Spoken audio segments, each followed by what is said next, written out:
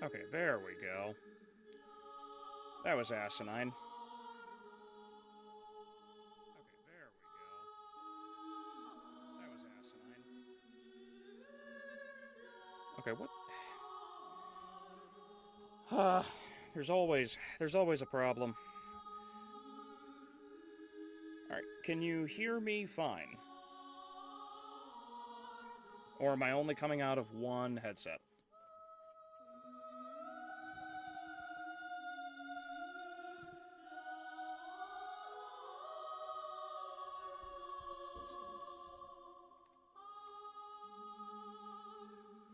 Hey, Brancliff.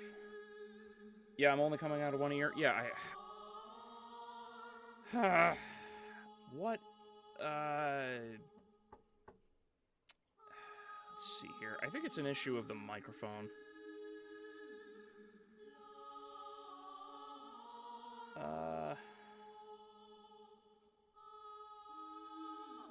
Da da da da da da da.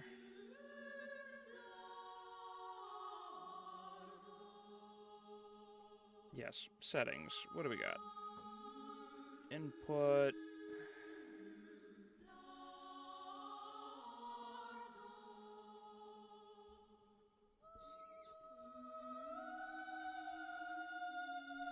Can I set this?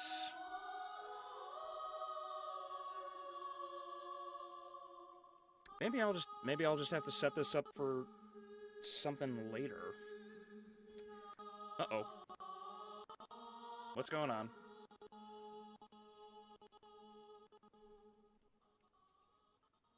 What's going on? Oh, boy, thank you for joining. Oh, it's 4 a.m. for you. Oh, Jesus. What the hell? Where is... Why did the chat just drop out? Oh, Lord, give me strength.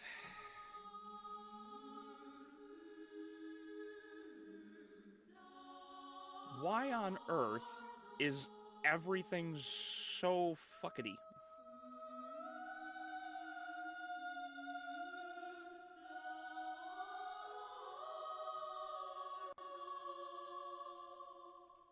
Connect. Yes? No? Ah, there we go. Fine. I don't know what the hell is going on with half of this shit. If everything's working, I'm just gonna leave. I'm just gonna leave it alone, and we'll just go from there. So yes, welcome everyone. Welcome. Sorry for trying to get this shit working. It's always these damn tech problems that, and I don't know this anywhere near as well as I should.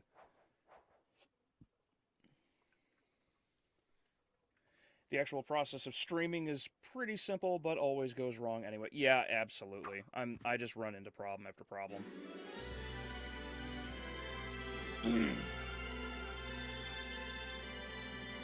So yes, Brancliff, welcome. Lauren, welcome. Boy, thank you very much. 4 a.m. I'm sorry. I won't stream as long tonight as I wanted to, or as I have before. I've been thinking about keeping it.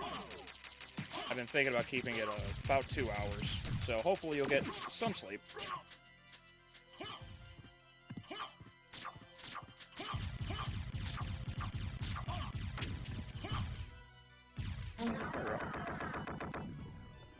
Sleep is for the weak. Kinda. Not always. Alright. Now, where was I? Oh, yeah, that's right. I have like the whole other half of the castle to go through. Alright, no problem.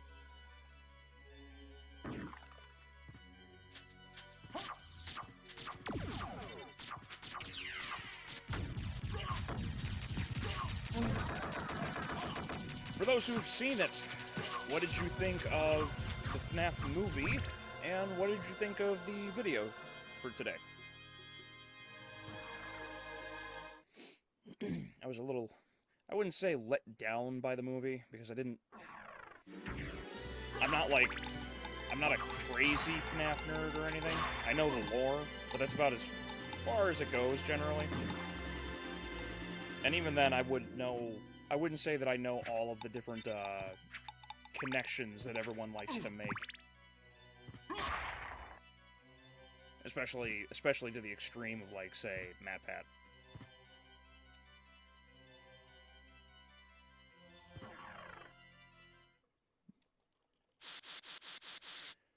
Can't believe MatPat got in, but Markiplier didn't. Yeah, scheduling issues. As far as I know, that's what happened as well. Although, I don't know what they would have done. If they did put in MatPat, I think it would have been best if they, like, killed him off in the first... Like, I think it would have been best if they stuffed him as the, well, actually just stuffed him, I suppose, but I think it would have been best if he was, like, the first security guard.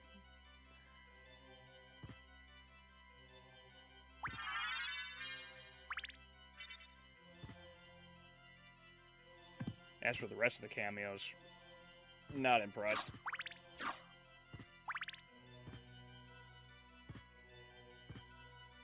I don't know, I've never heard of this, I've never heard of Corey Kenshin either.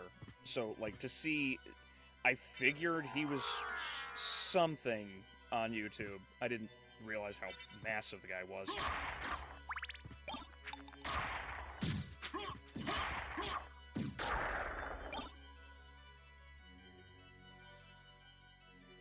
Still didn't believe the movie, but I played the games.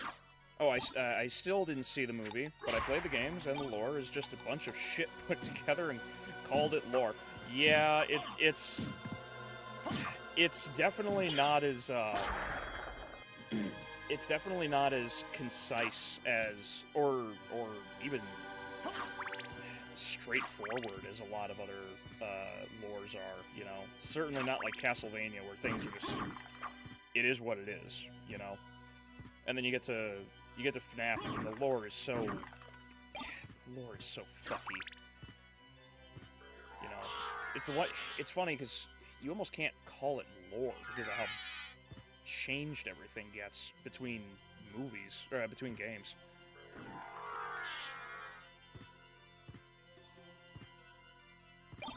That would have been fun to see? Yes. Yeah, I would have loved to have seen, Markiplier gets stuffed.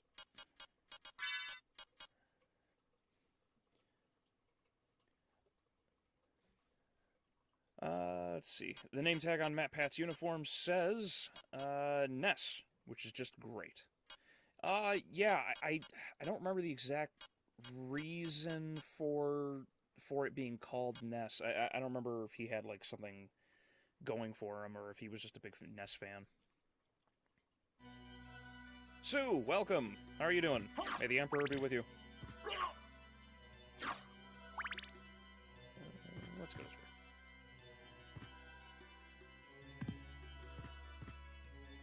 Yeah, this way.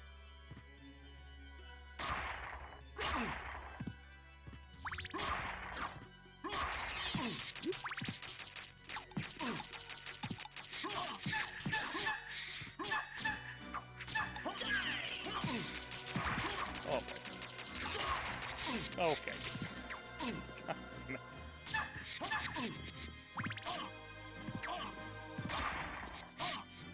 Oh my. Okay.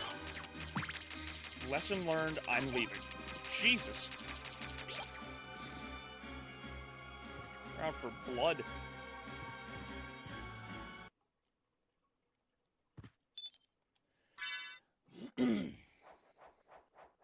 I still don't understand, why do we have more than 4 games? First 4 games actually had a decent lore until they released Sister Location and Security Breach. Yeah. I don't know, like, 3 and 4 really fuck with everything. Like, just generally. Like, I don't know many people that actually appreciate all that much about FNAF 3.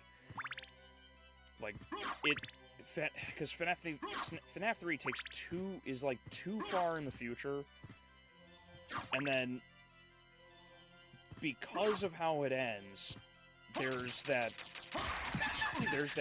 like connection that everything has to Afton.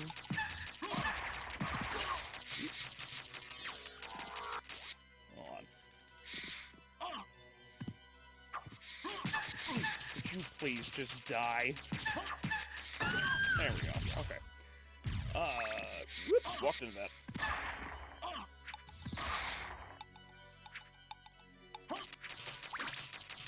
Jesus, this room is insane. I should have kept the bottle. Fuck this. I'm leaving. Damn it.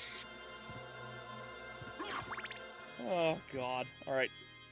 We'll pretend that never happened. FNAF World is a bit of a mess, so people pretend it doesn't exist. Yeah. I know, oh shit. I know a lot of people are not happy with, FNAF World and tend to ignore it as best as they can. And I don't blame them. Even Scott Cawthon was like, yeah, fuck this. Like, it's really bad.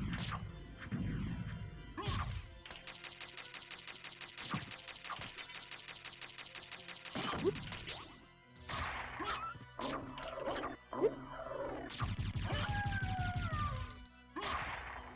Criminy.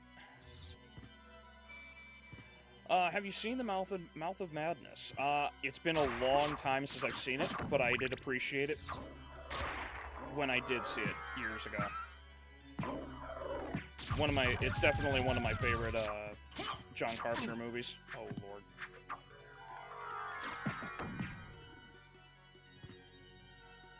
Whoop. Okay, that was close. Where'd my dragon go? Why don't you just farm for the Chrysogrim? Because I'm choosing not to. I didn't want to go through and beat the game, like, too fast. If I wanted to, like, this game would basically have already been over, like, 2 streams ago.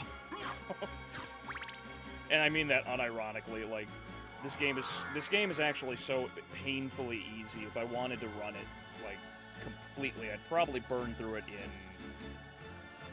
I don't know, 3 or 4 hours.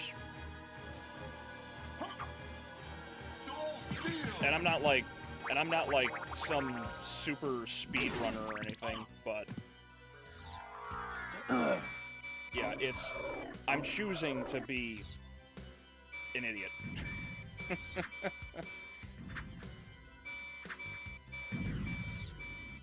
Don't mind me. I'm just smoke.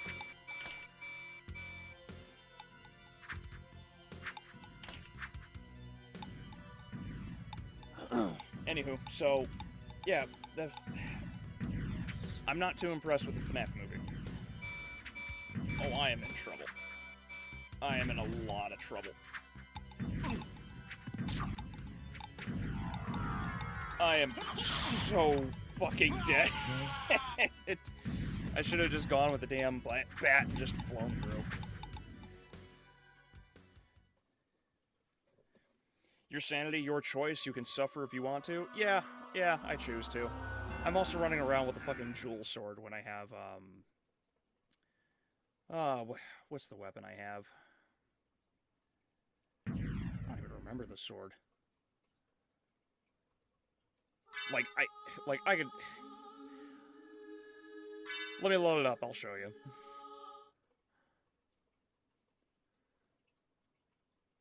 Seems like the internet's general consensus is that the FNAF movie is still good for fans, but the movie itself isn't that great. Yeah, basically, like, it's quite the slog to get through, to say the least. Was it the Holy? Yeah, it's the Holy. Here we go.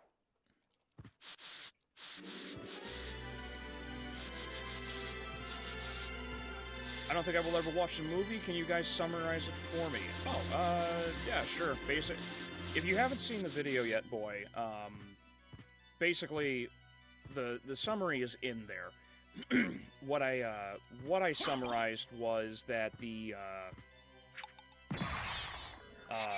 so basically you have Mike Schmidt, and he's a dude, and he's not related to Michael Afton this time.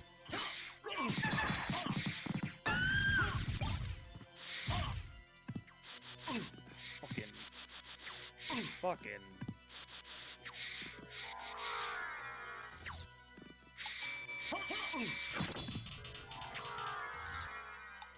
I always hated this room, and it doesn't help that I've got the fucking Ring of Ares on.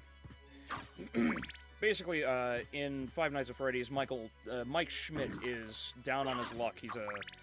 He's got a lot of problems. He has an issue with not being happy about his sister having been, or his younger brother, when they were young, being kidnapped. Because his younger brother was taken, he's trying to use a bunch of sleep meds to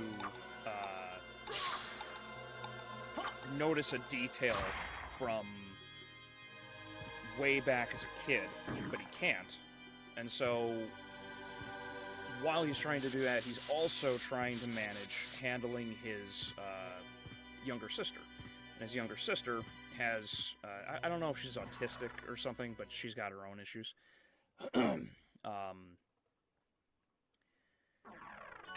And he also reacts pretty negatively to people who handle children. Like, he, immediately into the movie, he fucking ground pounds a neglectful father because he looks like he was kidnapping somebody.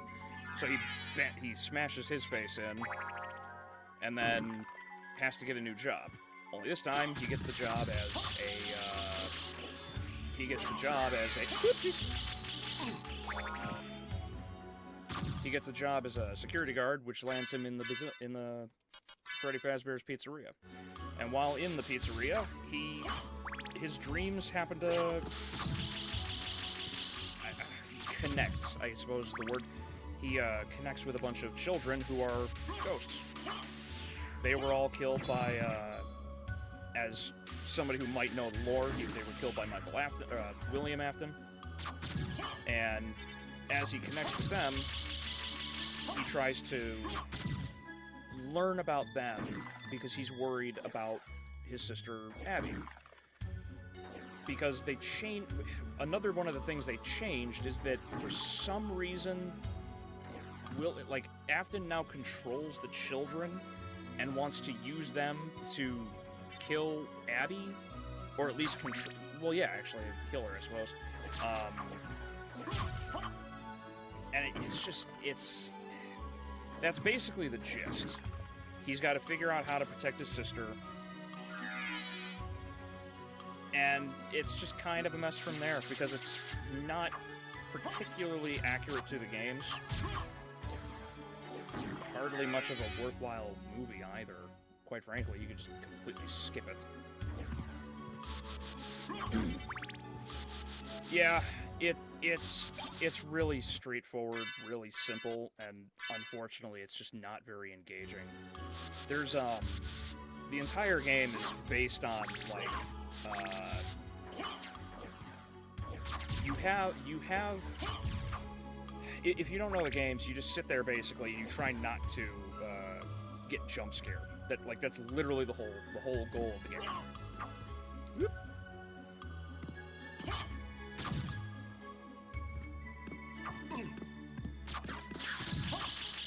Woo! Fucking tongue. The comparison to live-action One Piece in video is a really good explanation. Yes. That was one of those conversations that really bugged me in, the Castlevania Nocturne review that I put out. Because a lot of people were like, oh, well, the lore is 50 lines long. And it's like, okay, yeah, sure, but that doesn't mean that there aren't extra details or tidbits in the lore, like Richter's hubris. And so for them to ignore those details is really annoying. And then for them to have gone through and made this story as accurate and then non-accurate as they did is really annoying, because now lore doesn't really matter. And the FNAF series has never been all that accurate, even with itself. So it's just one big mess. That's why I said in the video that it waves off the argument. Because the lore it's just such a fucking mess. All of it. Just everything about it is a mess.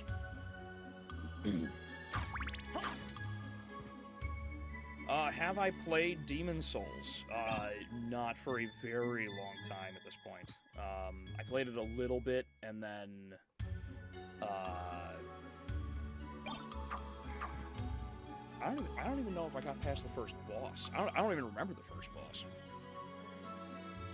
But yeah, it's been a long time. It's been a long time, so might actually have to revisit it at some point in the future. A bit off topic, but am I the only one who thinks cave trolls should be called Fishman? They just look like fish. yeah, you're not wrong.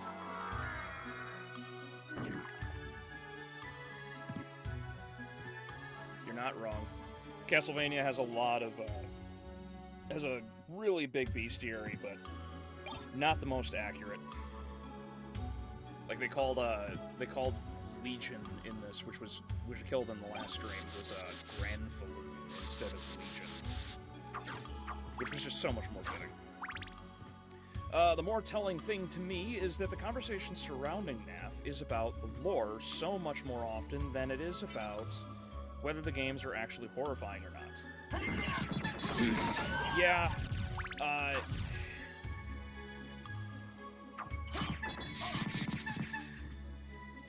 the lore itself has always been the question.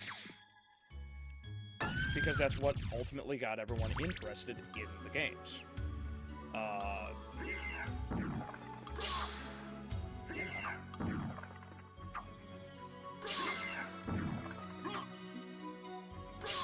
Yeah, the games themselves are not particularly scary, unfortunately. They're just not. I know a lot of people like made their careers off of the games like being scary, quote unquote. But I don't know if anyone else has like recently gone back and watched any of the old gameplay. Like, if you watch like even like Markiplier's videos, it feels really forced. It's like it just feels really forced, unfortunately, and I don't know, like it doesn't feel genuine like Markiplier is known for.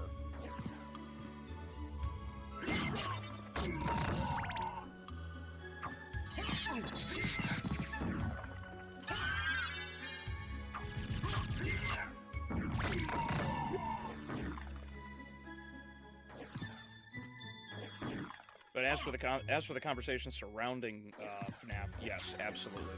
The lore is always the thing in question. It's never about the quality of the games.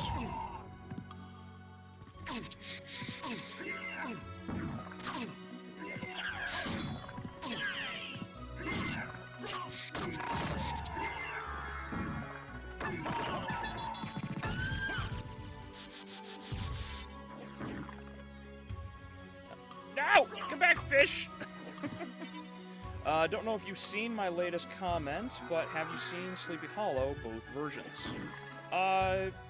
Yes, I think I did reply to it, unless it didn't come through. I have seen both versions. It's been a very long time since I have, though. The old Disney Ichabod one was fantastic. Really, really simple.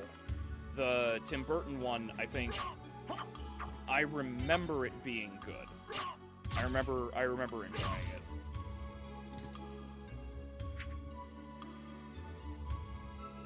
Might have to revisit, and like I commented, I might have to revisit for like next Halloween and actually have like a proper Halloween like sort of special this time around instead of just kind of winging what I did earlier.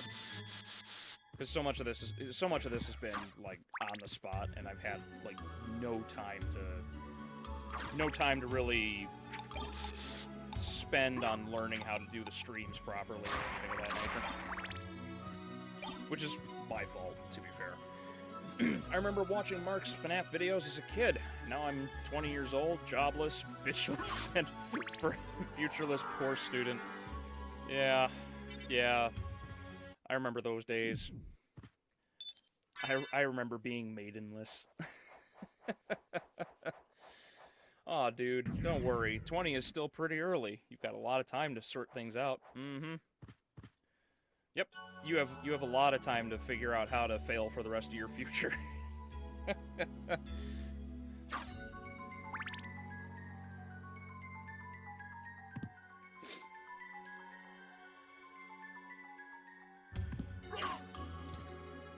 Oh, there's a super chat. Wait, why didn't that pop up?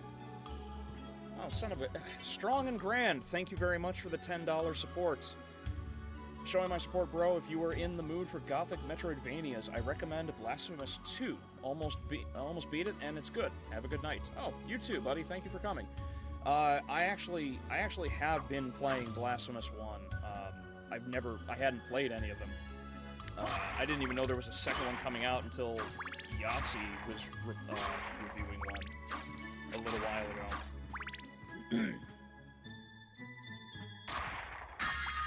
It reminds me, I need to make a note to find a thing for super chats to pop up here. That way I don't miss something like that again.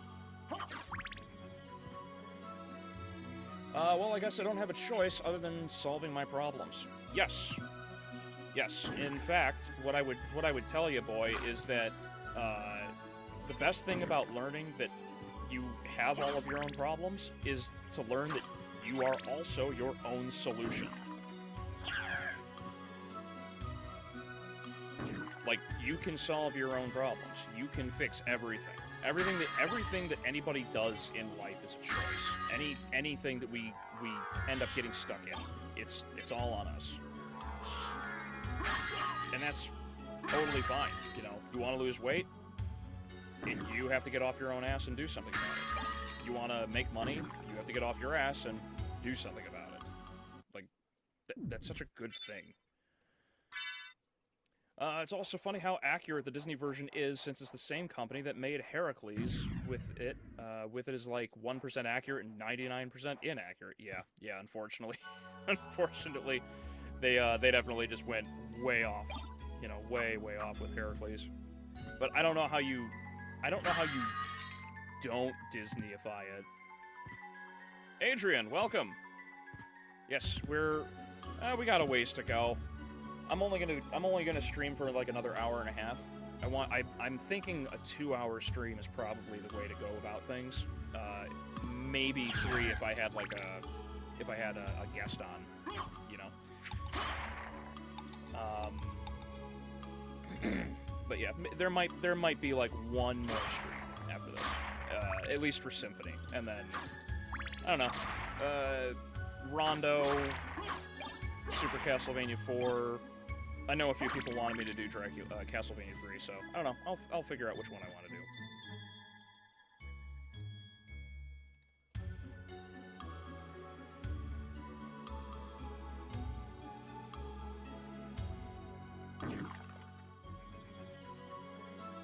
There we go. Well, it'll probably take more than just me to fight the woke mob. Well, the nice thing is that I appreciate you being here, because it certainly takes more than one person to fight the woke mob, but one of my favorite things is to learn that it's nice that we're not alone.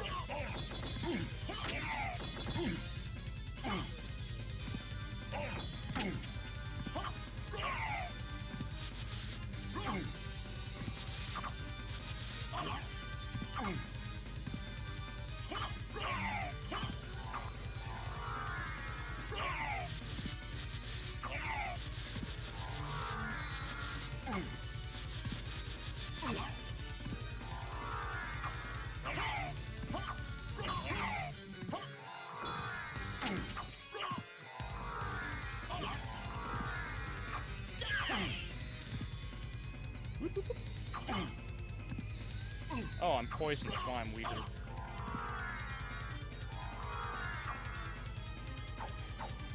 Oh, he's got the diamond? What a fuckboy. I never knew he had the diamond. Oh, man. What do you think of Headless Horseman's song from Sleepy Hollow? Ooh. I don't remember, actually. It's been so long. I don't remember. Like I said, I'll have to revisit both of them. There we go. I'm here just getting over a cold. Oh, welcome, Shadow. I hope you feel better soon, buddy.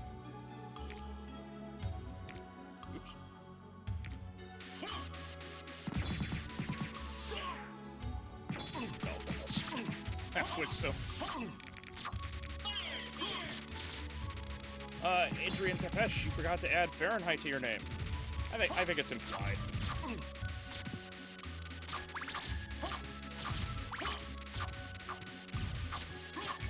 Meg was treated almost like Lois Lane, with the column falling on her like Lois got buried in the earthquake, and Hercules brought her back. Yeah, it's pretty similar, I would say.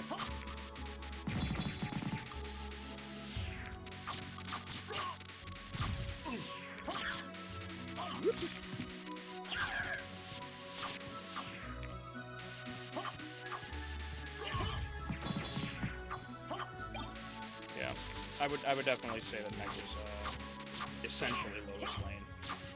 Not that that's like necessarily a problem. I don't really have an issue with repetition in gaming.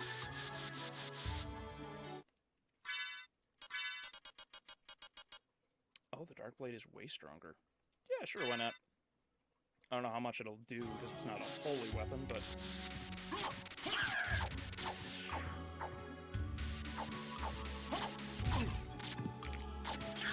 what do you think is the worst boss fight you have played in any video game? For me, it's Bed of Chaos from Dark Souls. Oh my god. Fuck everything about the Bed of Chaos. I hated that fight. It's not even like a skill-based fight. It's just a God be with you fight.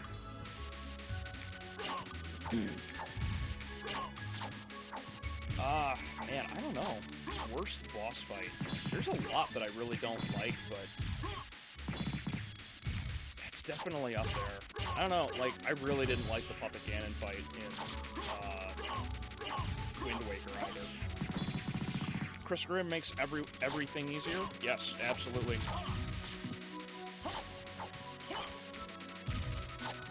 Absolutely. I've seen... My brother didn't, my brother has always played this game, like, a lot longer than I have, but he's never, like, known Chris Grimm. And so one day I ended up showing him, like, what happens when you dual-wield it. And I killed, because you can kill Dracula in, like, 3 seconds with it. And so I had that. I had pretty much everything I have equipped right now, except that I had the, what did I have on me? I had something else that, like, radically boosted my attack damage. And, like, literally just 2-3 seconds, he was dead. He's like, I can't believe it. Because Chris Grimm can be dual-wielded, which is so disgusting. My friend just informed me that we are finally getting the AOT final.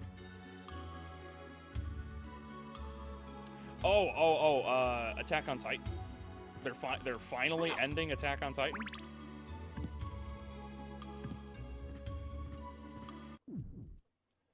What are your thoughts about Copra Demon? The Copra Demon was a pain in the ass at first because I was really new to the game, but after like 2 or 3 attempts, I realized like what I needed to do to beat him, and after that, it was just a really fun fight with him.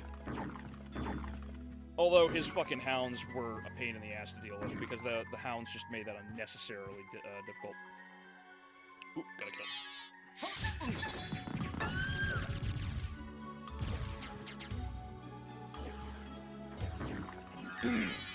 I think it's funny how feminists always blame men for their shortcomings, but in reality, it's their illiteracy in everything. That's her shortcomings. It's definitely funny to see a lot of. I think it was Adrian Curry was she's a former actress, and she's been on Timcast a few times. She made a post recently talking about how one of the biggest problems with nerd culture is that you have a lot of fake women who got into nerd culture and then decided that they were going to try and add their feminine wiles, and that's a lot of where much of the culture war like resides. And I don't think that's an inaccurate statement, all things considered. Icon of Sin? Oh, from Doom 2? Yeah. It's definitely annoying. I don't know if I would say it's the worst one.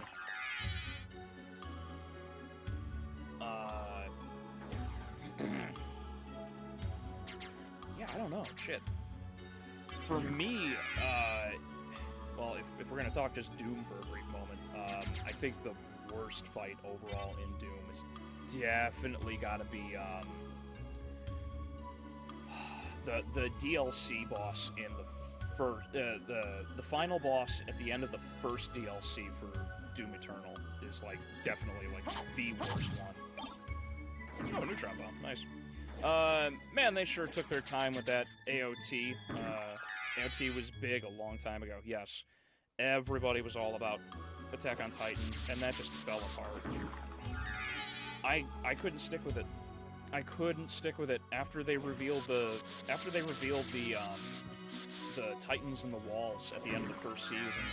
I was like, oh, okay, so there's probably a bunch of families. They've probably all been using the Titans for a while, and they just don't remember anything, and obviously got a wee bit more complex than I initially thought, but yeah, I just couldn't stick with it. I don't care. Why is everyone crying?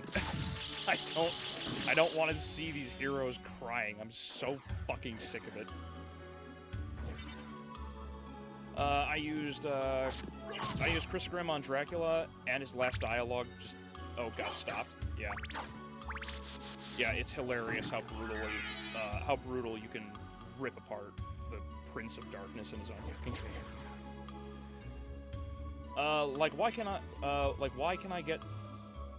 I can get why some gamer girls would get mad about people thinking that they're just posers, but there absolutely were a sizable amount of gamer girl posers. Oh yeah, absolutely. There's a lot right now. There's a lot of them even right now. They just... Online content creation made it too easy. It's just too easy to get into it. And especially, like, if you're a woman and you're streaming, you're just able to... you have so many advantages. It skipped the dialogue from a glitch from Rapid Attack. Oh, okay. I didn't know it was from a glitch. But that makes sense. That makes sense, because it might be that the game is overloading with the damage calculation and whatnot.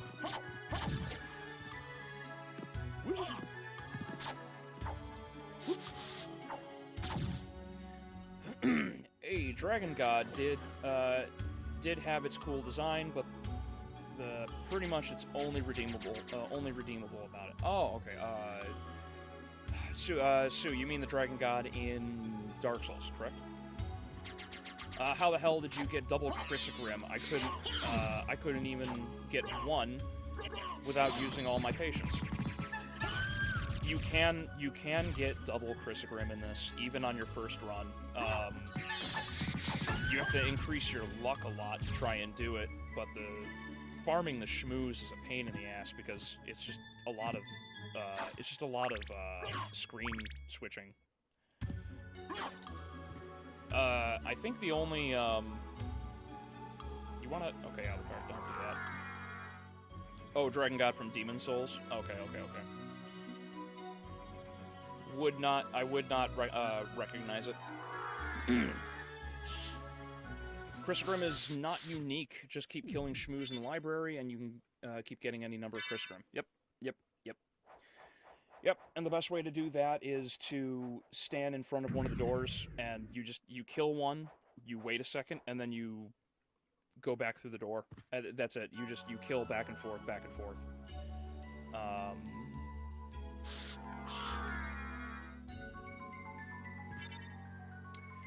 Gamer girl posers give the rest of us a bad name. Yes, agreed. Agreed. I'm not happy with the way a lot of people like Sniper Wolf and not that I really know these people, to be fair, but others like Sniper Wolf and oh, what's her nuts? Pokimane. Like all of them are just fucking insufferable as far as I'm concerned. They're just predatory bitches, and I hate them so much for it. They just take the money of children and parents away from them. I don't understand why like any of that is. I don't understand why almost any of that is legal, but you know, considering that like it's predatory in like the wrong sort of way too. Not wrong way. It's still predatory. The way they're able to just utilize like horny teenagers in the way that they do. It's fucking... And they make a bajillion dollars off of it, too. And then families who never would have ever given their money to these people in the first place basically have to suffer losing out the money.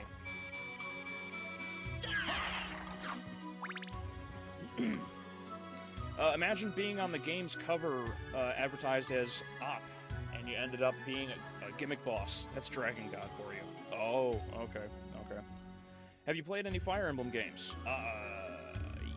Yes, actually.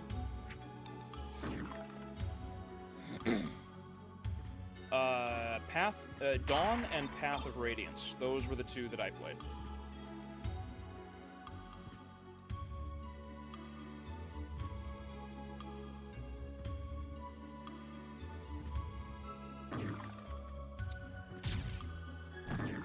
I blame esports for the reason why we have so many tryhards in the gaming industry.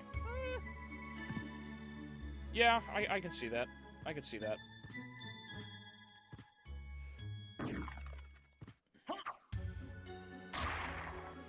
Sniper Wolf is the actual worst. Yeah, a lot of people really don't like her, especially now with whatever that Jacksepticeye or whatever drama that's currently going on. I guess she stalked him, or no, she doxed his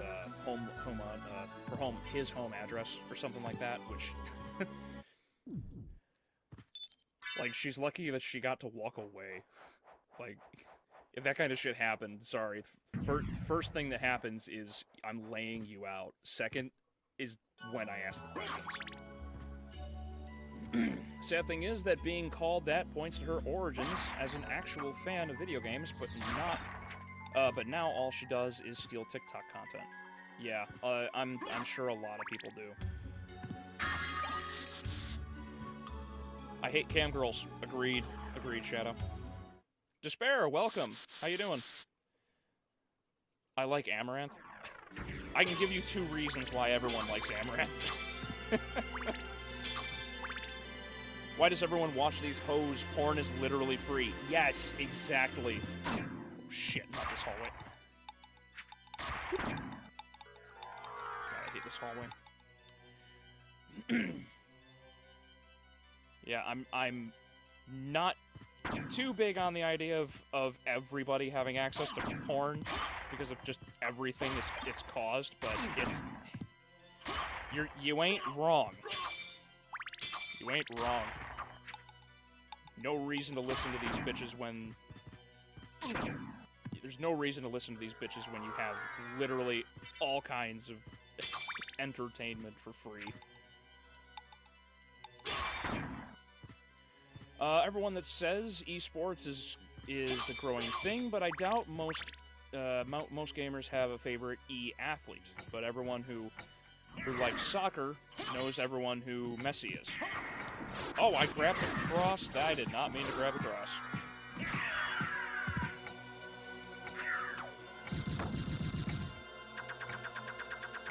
Sniper Wolf is literally the Antichrist. Yes. I'm good, thanks. Glad to see that you're here. Yeah, I don't know. I don't know about that. Favorite E-athlete. You know, I can't really say that I have one.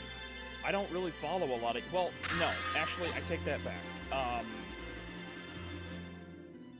Personally, I would have to say Squirtle in the GSL for StarCraft 2. Because Squirtle is a god, and no one will ever top the Archon toilet. No one will ever top that in my eyes. What a... That shit was so hype.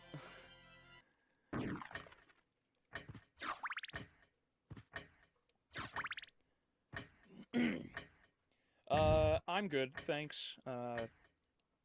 Pussy Beer is my favorite, not gonna lie. Yeah, well, I'm sure it's got a high yeast count.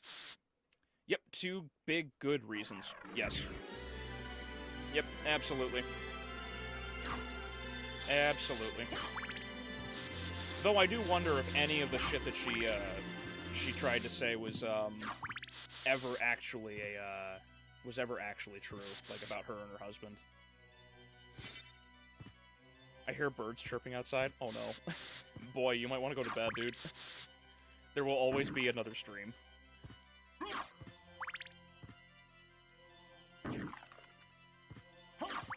Just no. No. Shadow, no. Shame on you. Never the fuck again.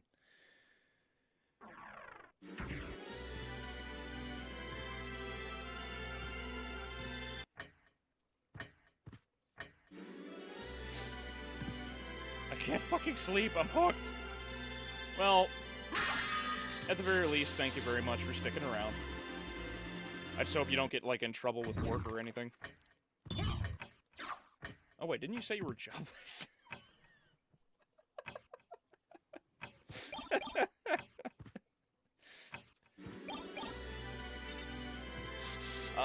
Played DS3. I have it installed, Sue. I just haven't gotten around to actually playing it yet.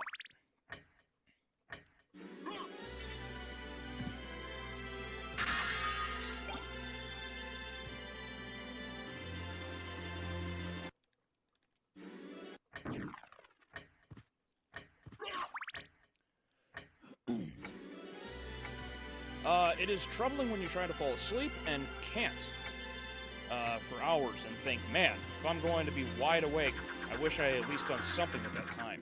Yeah. Yeah, sometimes the best way to get to sleep is to just stay up and burn yourself out by doing something. And then after you've, like, built up that tiredness in your body, that's when you actually go to bed.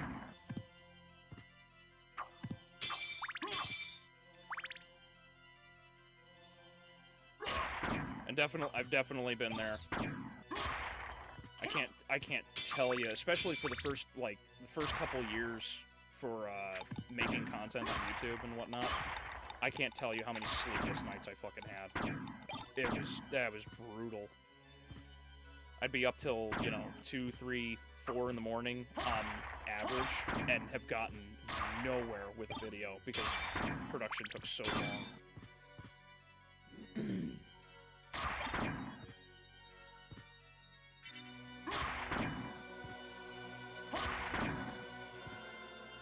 Childless, I'm still a student. Oh wait, that is actually even worse. Yes. Yeah. Unfortunately, being a student really is just not... It's just not very good. You're not getting the life experience you need to get a job. Like, there was a... I had a really cool job originally for a while. My old job was actually running a gaming arena. Basically, think of it like a modern-day arcade. You paid to rent computers, and that was it. You would just game. There was all kinds of things, of course. And one of the girls that used to go there, she had like 3... I think she said she had like 2 or 3 jobs at the time, and she couldn't pay off her student debt, which was like 120 some odd thousand. And she's just like, why? Why is life so hard? It's like, well, you agreed to this, unfortunately. Like, that's the truth of the matter. I've been staying up till 3 a.m. because of my coughing fits? Yeah. I gotcha. I hate being sick. It sucks. There's try putting honey in, putting onion in honey. Apparently that makes, like, a major decongestant and, cough syrup. That might help. I do hope you feel better, Shadow. Favorite anime is Berserk. I don't know, yeah, I would say, actually, I do have a favorite, and I would probably have to say it's Evangelion.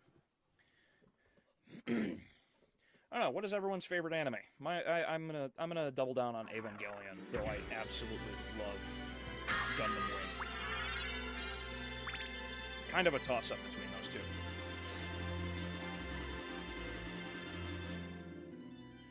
YouTube's early game is absolute worst. So glad you've gotten off the ground. Just keep it going up. Yeah, absolutely, definitely will. Thank you, Bran. Usually I go to bed at midnight and get up at 6 in the morning and get a full cup of coffee. Nice. Ooh, cough syrup. That's my favorite ingredient for purple drink. lean grimace shake, whatever the kids call it. Yeah. Rurouni Kenshin fan? Alright. Been a long time since I've seen anybody talk about Rurouni Kenshin. Especially the old one from Toonami.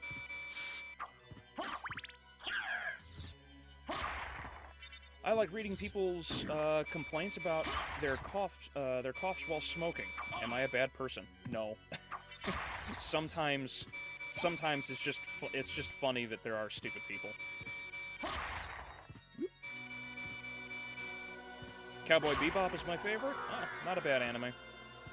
Ironically, despite my love of sci-fi and like this recent like interest in things like westerns, probably because of Razor Fist. Despite all of that, it's like, I don't know, like, I wasn't really big into Cowboy Bebop, though I see why a lot of people enjoy it. All the anime I liked when I was younger ended up not holding up. I can't say I have a favorite anime anymore. Oh, I'm sorry to hear, Lauren.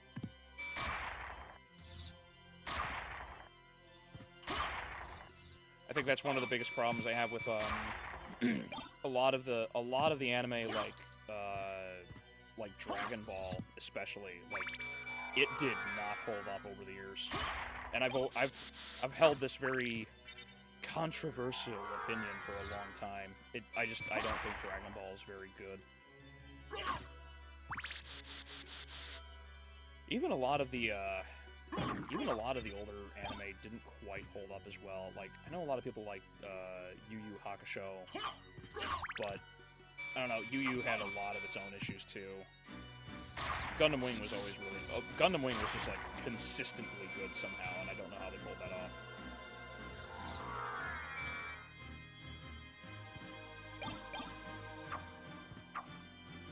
To be honest, I watch so many animes, I see all of them as mid. I still like Bleach, though. Oh, okay. Never got into Bleach.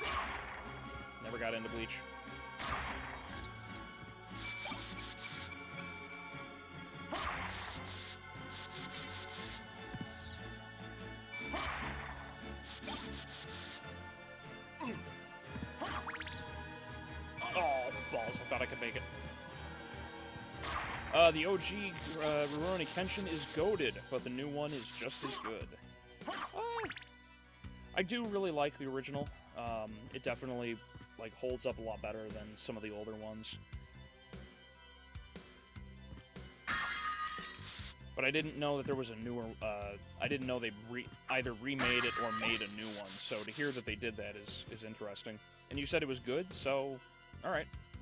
Maybe I'll have to just get around to listening, or watching it at some point.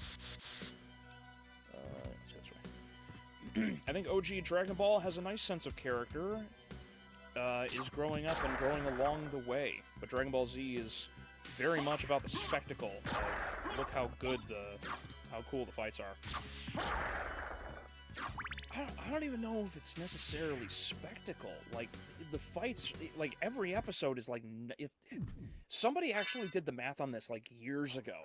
Somebody, I think they found it was like 83% of every Dragon Ball episode is talking, and then the rest of it is fighting, and he grossly overestimated the fighting because he included the powering up scenes. Like, it's insane how much Dragon Ball, like, puts into the so-called spectacle.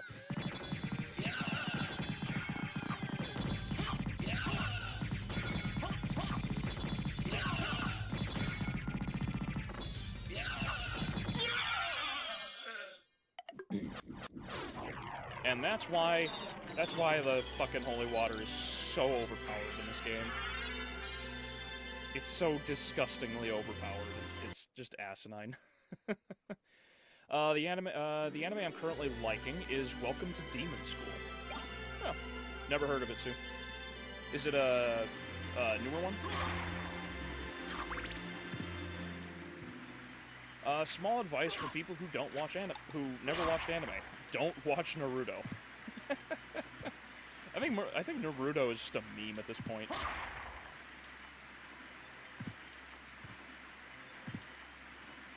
The new one is basically remaking the manga because the old one had so many changes. Oh, it did. I never got into the Kenshin manga, so unfortunately, it's just, you know, I wouldn't know.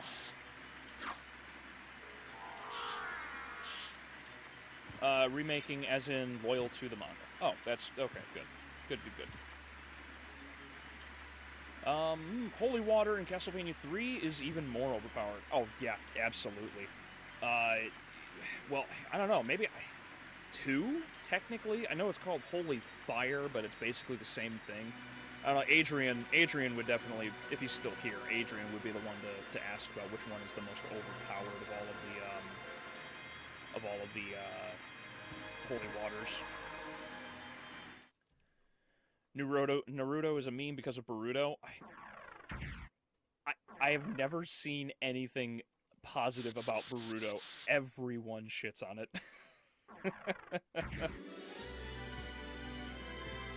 Not once. I don't think you could pay me to find somebody that speaks positively about it.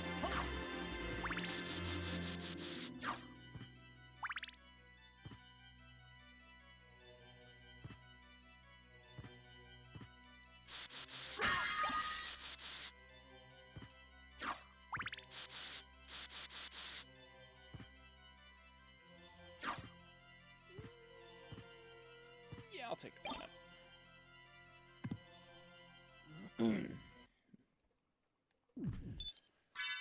Fuck Boruto. Fuck burrito.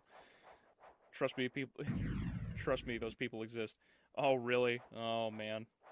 That's just, it's funny to me, because I know the legacy of Naruto is supposed to be, like, super big and crazy, and I know a lot of people really enjoy it, but I have genuinely never seen so much disdain for a sequel series that I've never seen before.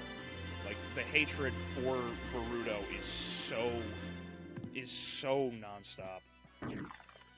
I just find it funny, because, like, it's one of those, like, almost pie-in-the-face sort of hatreds that you have to have about something that you enjoyed, you know? It's sort of like Castlevania. It's like, you watch Nocturne, and you're just like, ugh.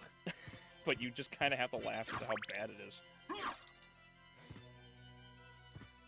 Sue, did you mean, Iruma-kun? The anime about the very kind, more like a bitch MC getting sold to a demon because money and bad parenting? Never heard of this. Whoopsies.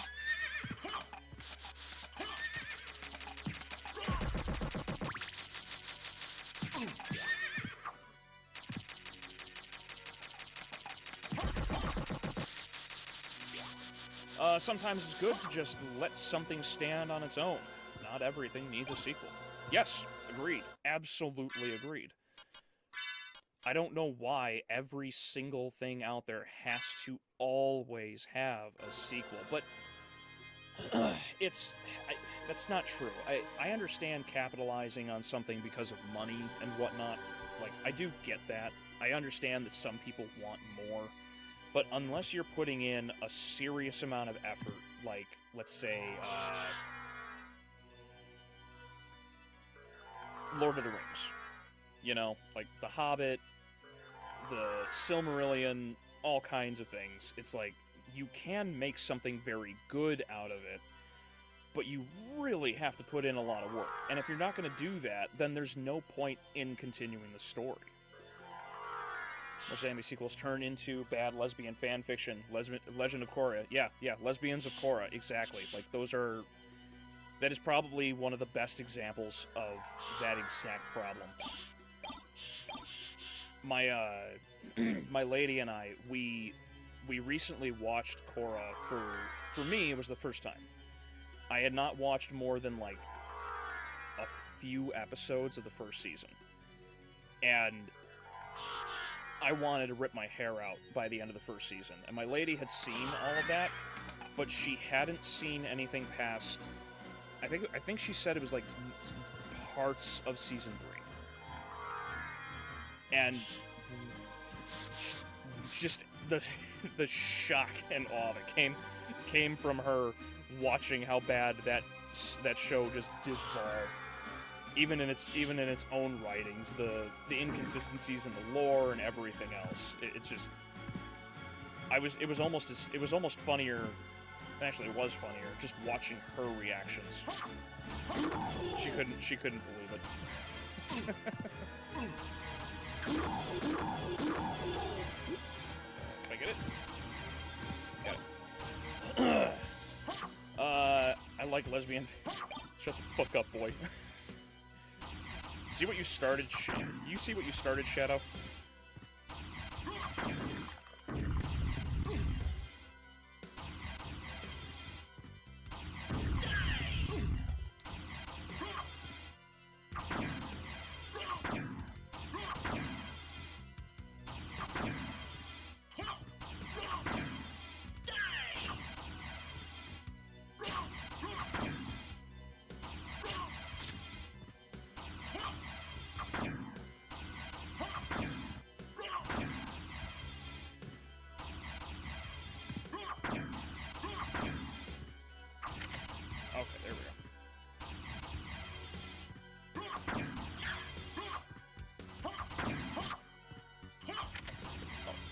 Good. Oh, son of a bitch. Please die. Fucker. There we go. Okay. Bitch, there's another one.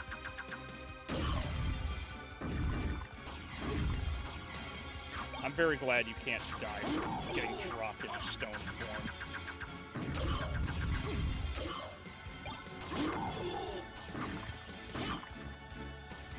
There we go. Son of a bitch. Also, on that note, have you noticed no one makes shock websites like that anymore? Like, when was the last... Not that we really want any more of these, but it's not like we wanted them before. Yeah, well... There's definitely a fact about the age of the internet, the access everyone has, and the ease of which everyone can get into things now. And the internet is also incredibly regulated in comparison to what it used to be way back when it first started.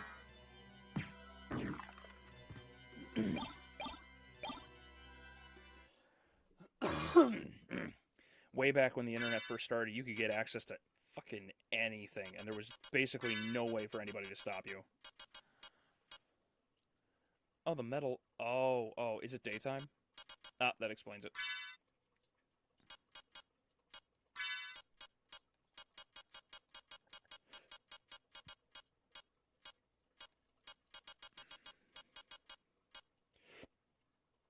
Oh, excuse me. Clock tower in the reverse castle is the reason behind my anger issues. It's annoying. It's definitely annoying. But this is also what I would actually kind of consider to be like much better level design, especially in this game, because it's so painfully easy otherwise.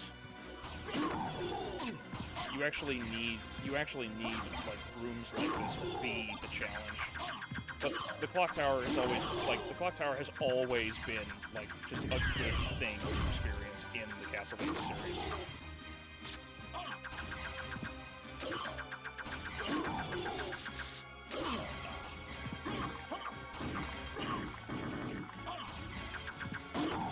Ah, no!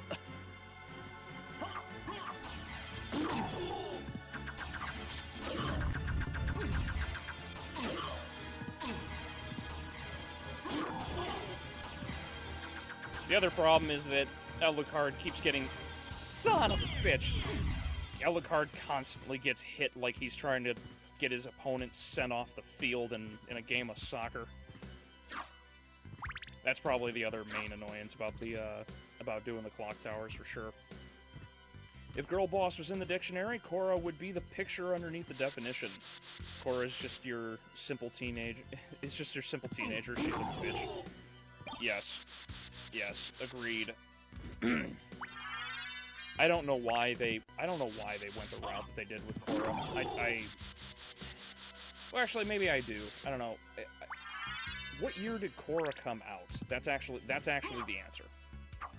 What year did that show come out? Because if it was like 2010 or sometime after 2010, 2009, 2010, that would actually answer it. Because that would be around the time that they began the DEI stuff. Which means Nickelodeon would have been hell-bent on getting that shit right.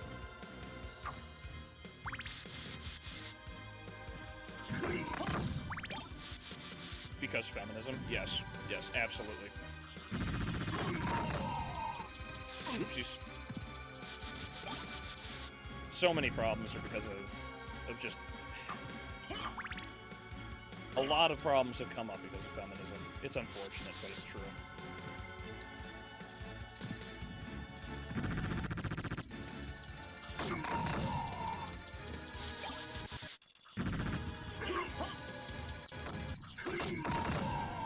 The creators of Avatar low-key hate men, even during The Last Airbender.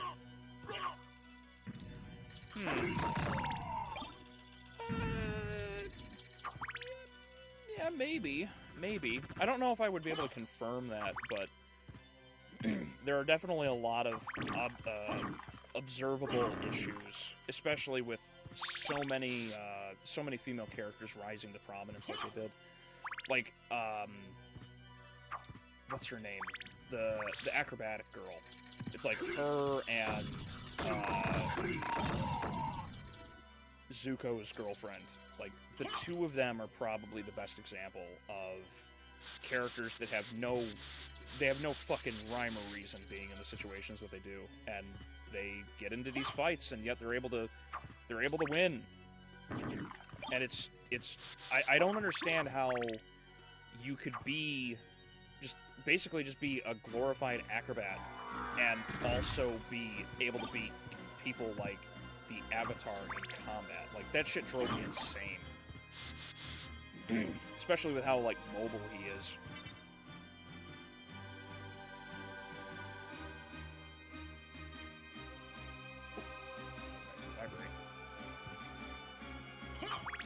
Feminism is no longer about equality. It's about superiority nowadays. How far the mighty have fallen.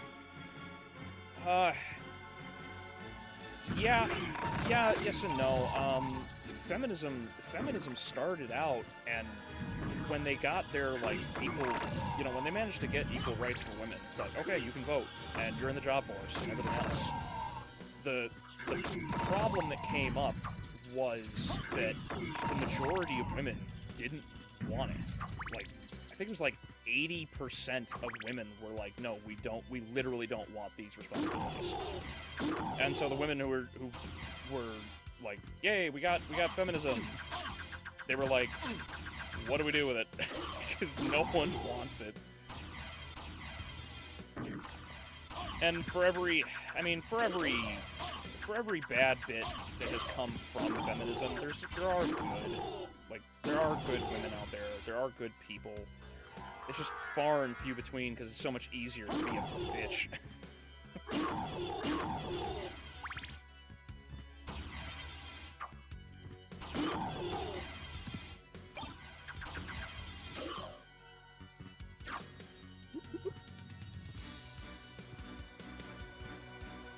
Evandro, welcome. Castlevania Lament of Innocence livestream when? I don't know if I'll make it the next one, but I'll definitely see about trying to figure out making it the next one after that. I've never played Lament of Innocence, though I do know the story. Yeah, I would really like to. I would really like to. I'm sure there's...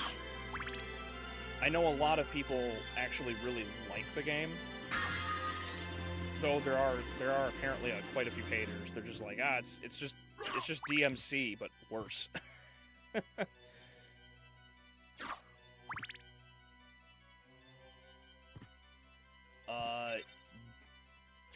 Third wave feminism is a bad joke. Yes, agreed. Absolutely. It is a serious problem that has made things worse for a lot of people. Oopsies.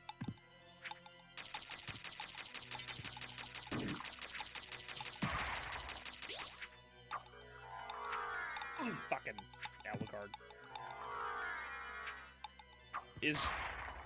Am I missing the name there?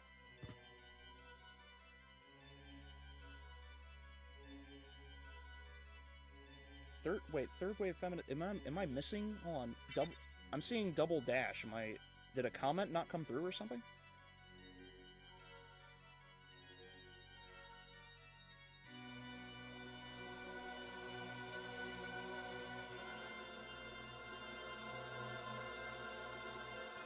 Weird. Okay. Anywho, Sokka's my favorite character, but the writer... Oh, no, that's just your name? Oh, okay. Yeah, for some reason, on the one screen, it came through, and then on the other one, it didn't. So, yeah, welcome to the stream, should just call you DoorDash.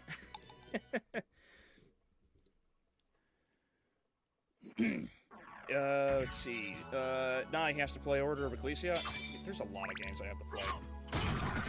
There's a lot of Castlevania I have not experienced, and I really do need to, like, make my way through all of it.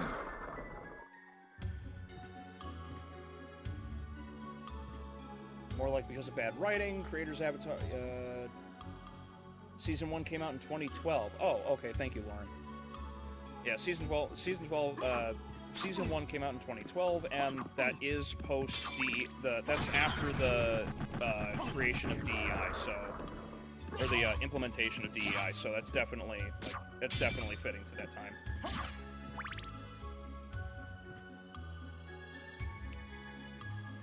Let's see. It still embarrasses me that we are still discussing topics such as feminism in 2021. Yeah, I know. It's stupid. But this is just where we're at. Because no one has a serious conversation anymore. Oopsies. Oopsies.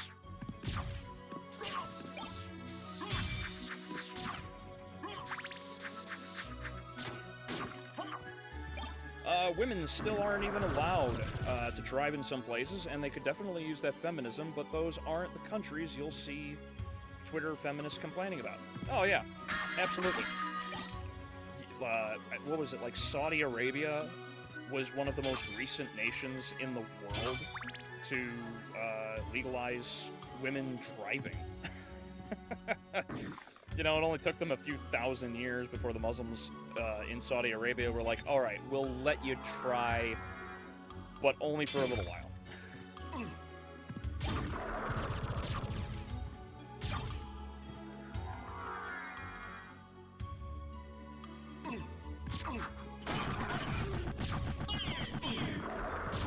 Oh, I'm like dying. I need to pay attention.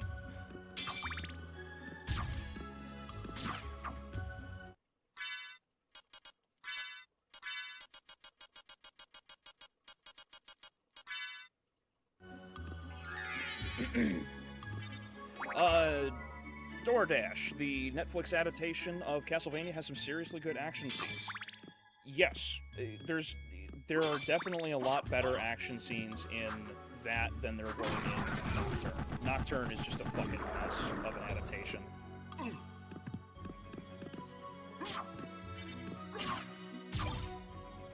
And I really do wish they actually, made a lot more of, I wish they had more fun trying to choreograph these fights, because I don't know how you make so many of these fights with all of these mythical creatures like werewolves, vampires, minotaur, and everything else. But they managed to do it, so unfortunately that's just where we're at.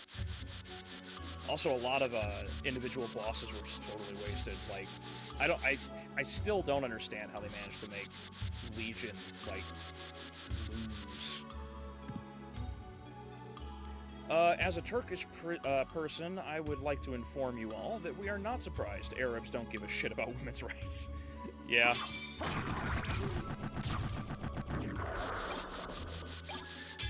Yeah, no, that makes sense. If we traded our feminists with women's rights in other countries, the world would be a better place. I mean, like I said, there is some good that has come from feminism, but there's a difference between... I don't know, not a difference. I suppose it's an issue of... It's a distinct lack of humility, being thankful for what you have. So many people, like, that's such an important lesson, and it's just gone. It's just gone in today's society. Are you going to make year-end recap content, or are you going to keep chugging along with whatever's out next? Oh, I don't know, actually. I'm not entirely sure. I haven't really like gone to the theaters and seen a lot of movies. Like FNAF was the most recent because I've been doing everything else. I probably could if I wanted to catch up on other projects I have seen or other movies I've seen, but I don't really have much in the way of old videos or content to make right now. It's certainly nothing to catch up on either. It depends on what we have going. I have a few ideas for some things to do which do require research right now. But there's also other things that I would like people to sort of poll on. Like there's a response video I would like to put out possibly for Castlevania, because there are a lot of comments to go through and mock for their stupidity. And, well, just like Eric July said, monetize your haters.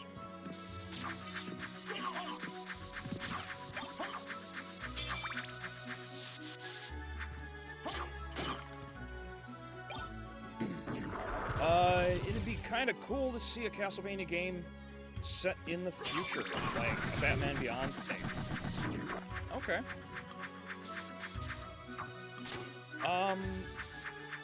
Well, let's see.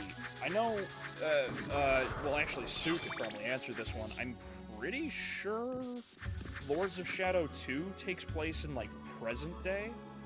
Like, a future... Well, actually, no, I think it is, like, a future, because there's, like, robots and shit you have to, like, sneak by.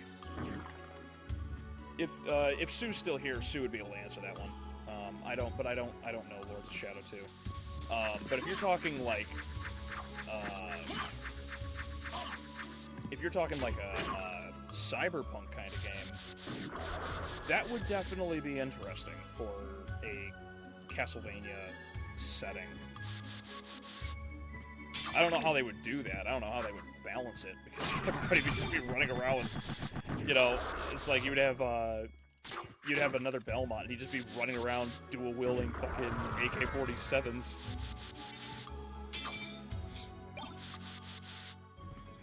Small theory, Alucard is going to be a gay man in Season 2 and make a man out of Richter.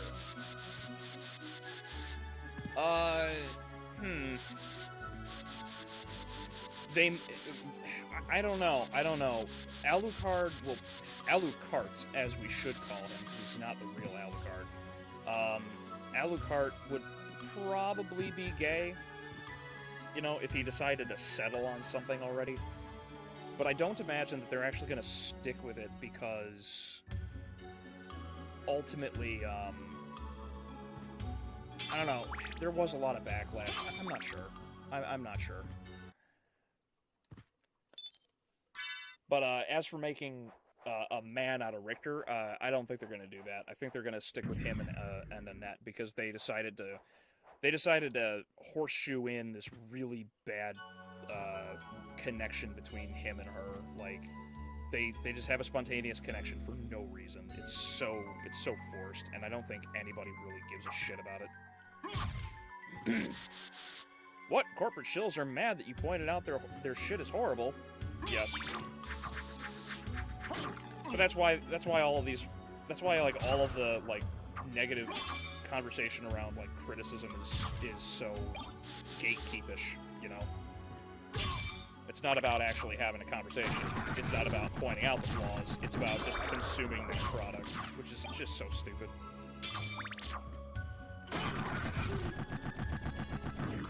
Alucard is going to start an OnlyFans in Season 2. Well, if he needs the money to purchase the duplicator, I wouldn't blame him. The duplicator is really expensive.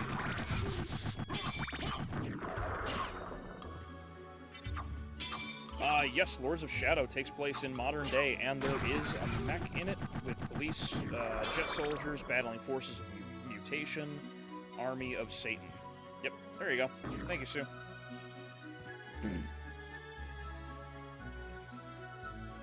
I don't care about Annette. Alucard must fuck Richter so he can finally remember he is a goddamn vampire hunter.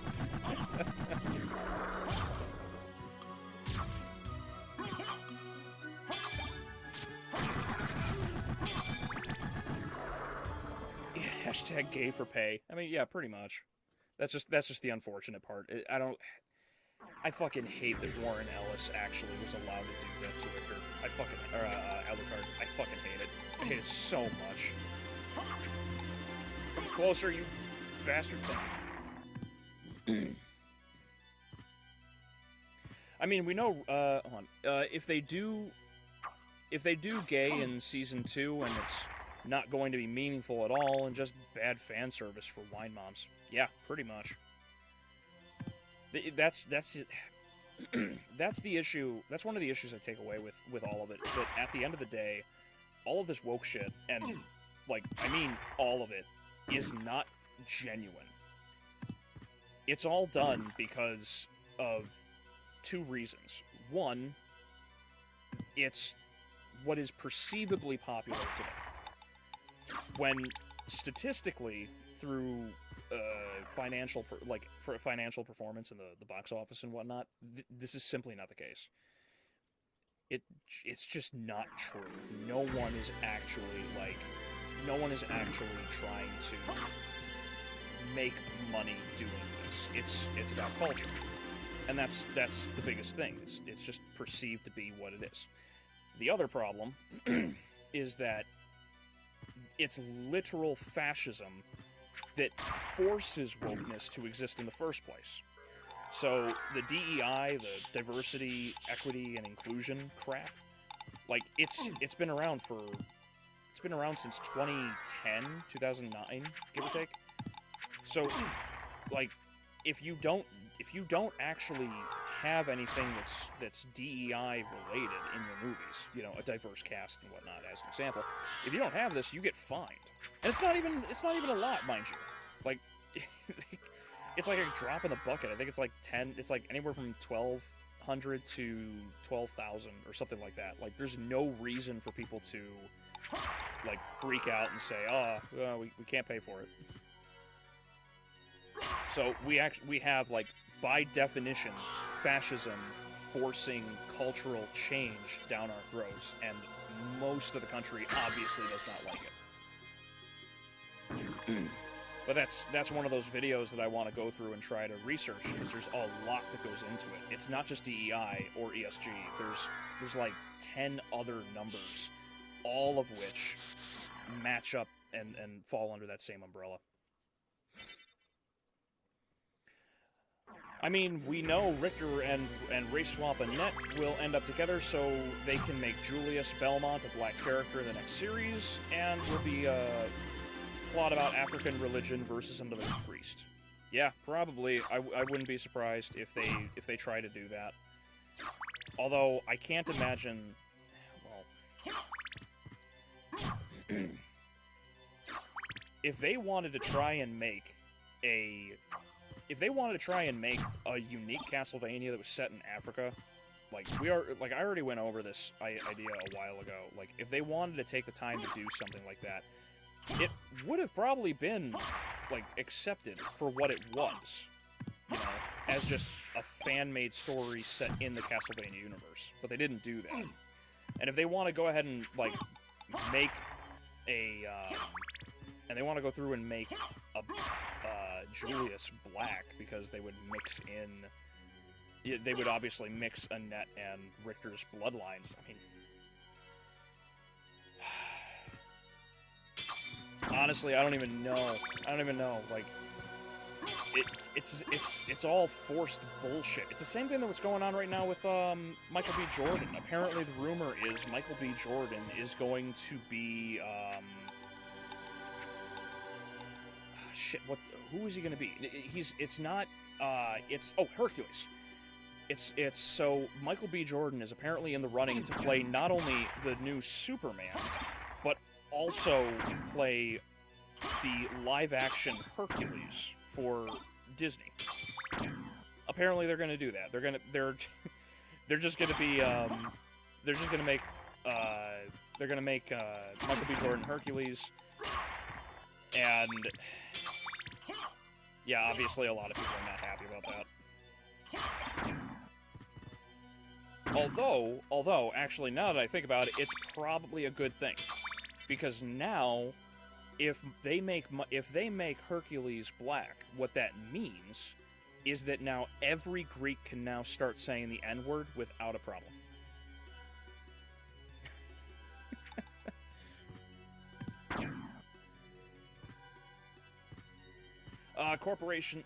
Question. I don't know much about the original Castlevania, but is Satan in it? No. No. The devil is not in. He is not in Castlevania. Instead, what you have is you basically have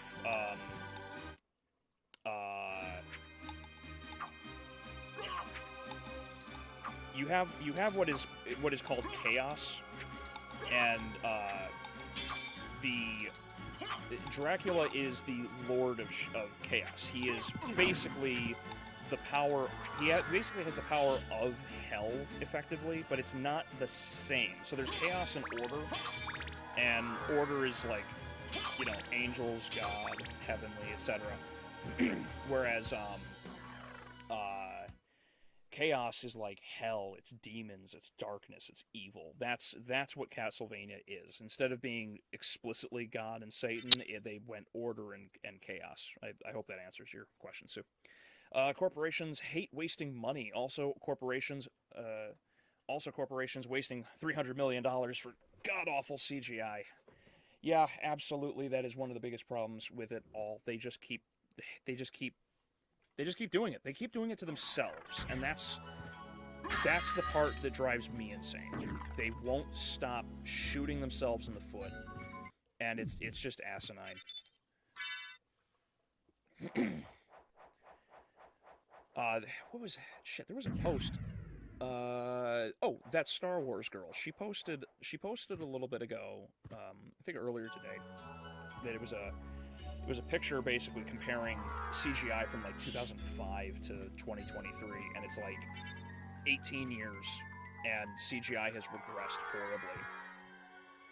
And the worst part is, I bet if the CGI, if the visual arts studios were not rushed as badly as they are, I almost guarantee the CGI today would be phenomenal. Like, we've already seen that it can be. We've seen things like Doom. The CGI is fucking fantastic, but they decided, hey, we're just gonna make shit CGI, you know? Why does most university students have shitty and false image of the world? Who killed common sense and why? Fuck, I just got done watching another really good video on this one. It's not... shit, what was it? I don't know who it was, but some older girl was talking that it's so, like, knowledge was the transference of the world, of the past world, to the future generations, right? Like, that's what it is. You teach people about life experience and knowledge that we have built over the years, and give it to people who are younger so that they can themselves be knowledgeable of what came and learn moving forward. Because obviously, you know, teachers and whatnot won't last forever. But what ended up happening is that schools effectively turned into... It's no longer about using past knowledge to teach future generations. It is now about converting culture into an engineered society. And I don't think that's wrong. I think that's pretty accurate. And I know a lot of people were commenting and agreeing with this point that on the last video I put out, which was the writers today are children, and basically that it's basically an issue that people are institutionalized effectively in today's society. They're not experiencing the world. They are not experiencing the world organically. They experience what they are told. They do as they are told. That's basically how the world is for them. They don't have any experience, and because they don't have any experience, they have nothing to use when writing.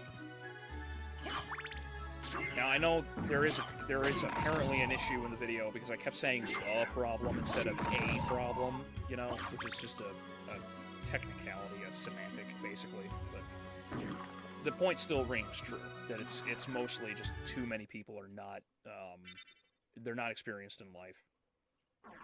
And it reflects in the writing. And much of that can be traced all the way back to, the colleges. You're effectively an institutionalized idiot, because you're not going to learn anything. And people wonder, oh, my college degree means nothing. It's like, well, yeah, because you're not going to be able to use it for shit. And yeah, Shadow is basically absolutely right. Schools are just corrupt because the institutions don't care about the people. Michael B. Jordan is also going to play Harry Potter in the impending remake. Yeah, probably. And I think they're going to get Mariah Carey to be Hermione. The Superman, I'm not so sure, but the Black Hercules, that's totally happening. Yeah. You know what? You're right. I'm sorry, Evandro. You are correct. They what's his nuts already like cast somebody as Superman. I totally forgot about that. Because for a long time it was supposed to be Michael B. Jordan.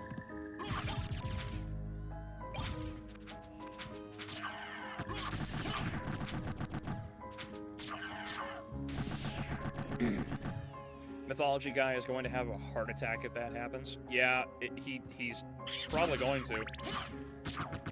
I can't imagine any historian is going to look at the Disney Black Hercules and think, ah, yeah, that's accurate. So these people can riot because the live-action Lilo and Stitch actors aren't Hawaiian enough, which is correct. They are both Hawaiian, or they are all Hawaiian born. But it's okay to race swap more Europeans, and we're the bigots. Okay, yeah, exactly. It's different with a D. You know. Some scenes of the new Marvel's movie look like PS3 shit. You know, apparently the script got leaked, and it's just horrendous. Apparently, I'm hoping it's not true, but these almost every time anything is leaked, it tends to be accurate. Well, yeah, the model for school was based off of training kids to enter the workforce during the Industrial Revolution. That's why classes are ended with the same style bell ring that old factories used to signify lunch breaks. Yes and no. You are correct on that, but there's the Prussian model. This is something else a lot of people don't seem to know. The Prussian model of school was actually used to try to make more soldiers. So, you've made it this far. In the name of your father, cease this foolishness. Not while there's a breath in my body. Then, for master, I'll feast on your soul this night. Yeah, so the Prussian model of school system basically was to try and make more. It was meant to make more soldiers, and soldiers that would listen.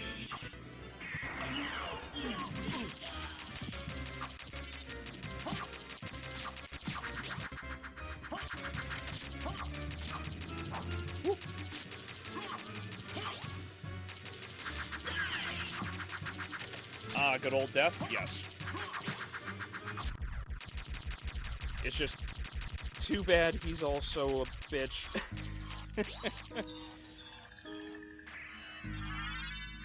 I could actually go and end this fight now if I wanted to. I don't know. Maybe I actually will I'll just burn through the game, because we're almost at the end. I gotta go through the underground, and then kill Dracula. This switch hasn't been pressed yet.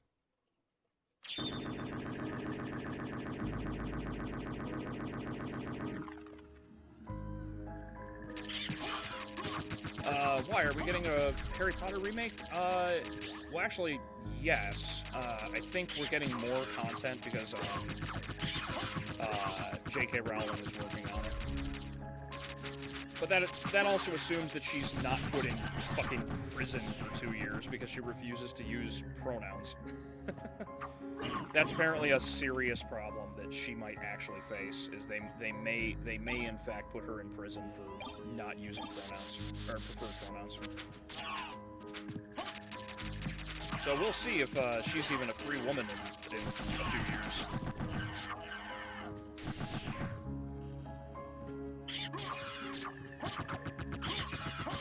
Good old death. Yep, death is weak sauce. Yes.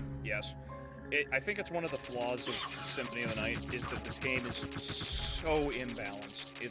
There's so much power in favor of the player that it's kind of asinine.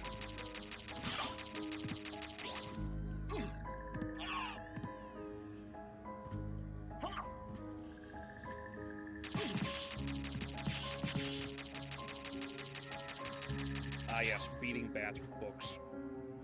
One of my favorite pastimes.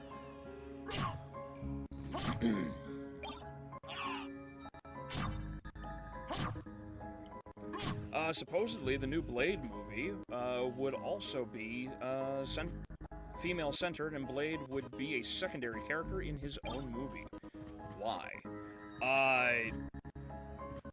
I've heard this as well. Apparently, the Blade movie literally had 3 other women who would take control of his, the story, and he would become he wouldn't even be a tertiary character. I think it's, he would be underneath that in popularity. And I think a lot of that has to do with the writers that everyone are using are just telling everybody, hey, we gotta have more women. Gotta have more women. I think that's really what it is. I think it's actually really simple. Just, it's so stupid and continuous that we hope there's another reason behind it.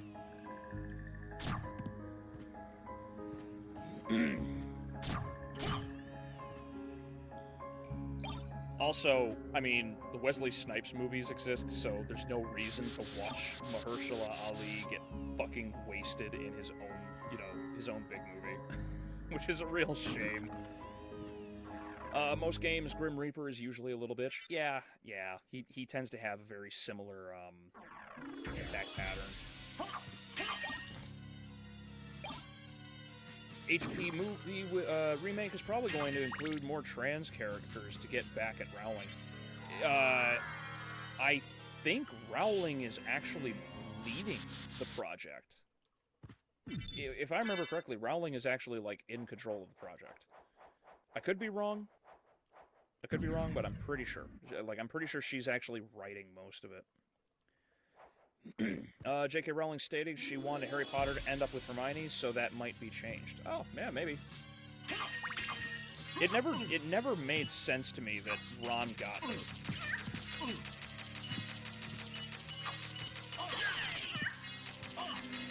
Stop killing me.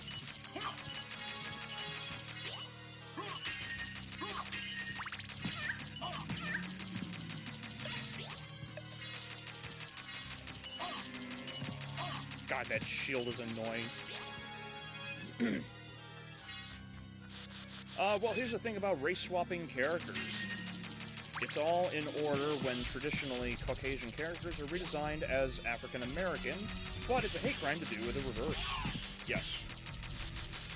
Yep. Because apparently it's totally okay. Apparently it's totally okay to, you know, just go through and be racist towards white people. Which is ridiculous to me. It's like, it's not like the racism towards, it's not the racism towards white people that frustrates me, it's the inconsistency about it. Like, obviously it's a bad thing, it's fucking wrong, but they're just like, yeah, we're gonna do it, who cares?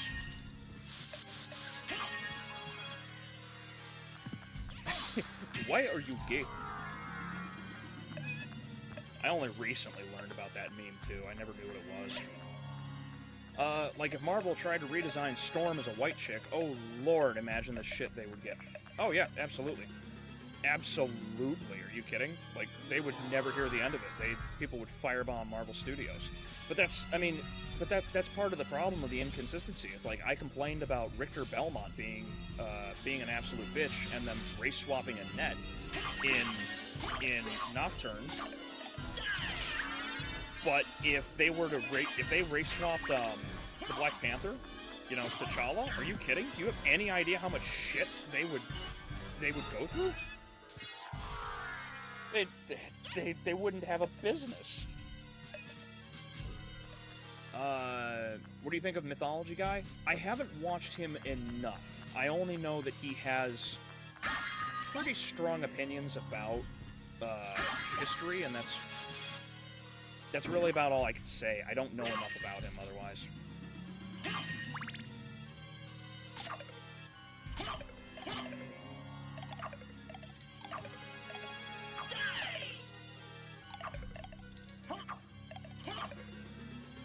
God damn it, I can't even get the fucking... Whoop! That's a lot of them. How should I describe you? Well, welcome, Broken Sandal. Thank you for joining. What do you mean by describe me? Oh, I'm probably out of magic. I should have a mana prism. Yeah, but if you can clarify that, I'd like to hear it, Sandal. One of the best cat girls in our history appeared in... Oh, one of the first cat girls in history appeared in Symphony of the Night. Are you talking about Maria? Don't steal! Oh, balls. I was hoping there would be more of them closer.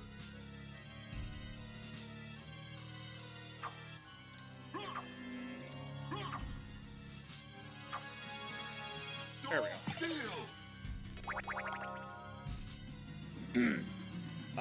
Let's see. Put a chick in it and make it lame and gay. I've heard that meme recently too. I just don't remember where it's from. Question King, thank you for joining. People that have the audacity to judge shows and our right with their critics and opinions on their perspectives. Hold on. People that have the audacity to judge shows and our right with their critics and opinions on their respectives, but then why don't they try to create their own show?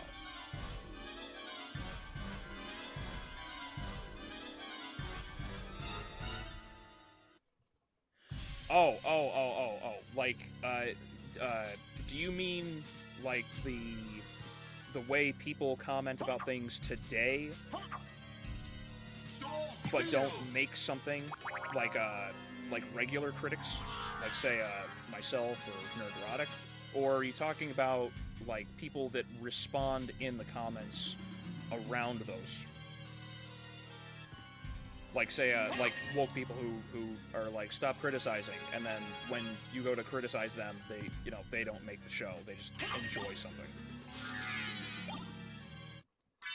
I'm a little confused on your wording there, buddy. I hate Nocturne so much, and I haven't even watched the whole thing. One episode was good enough. Yeah, unfortunately, one episode is more than enough.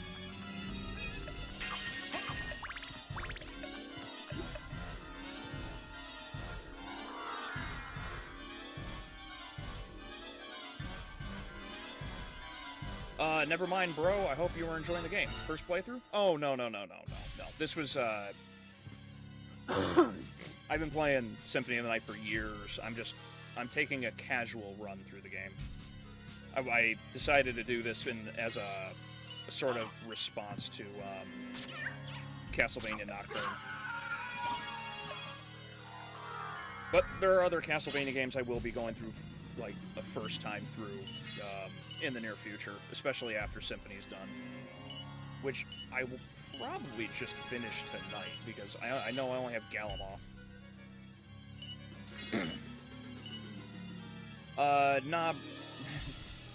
Nah, I'm talking about those witches in the area you're in right now. Oh, gotcha, yeah. Whoopies. Come on. There we go.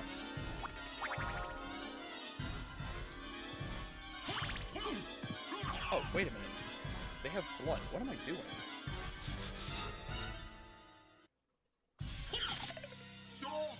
Oh, I could also just farm that too, I suppose.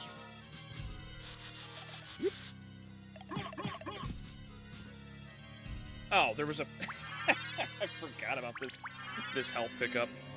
Oh well, that's okay.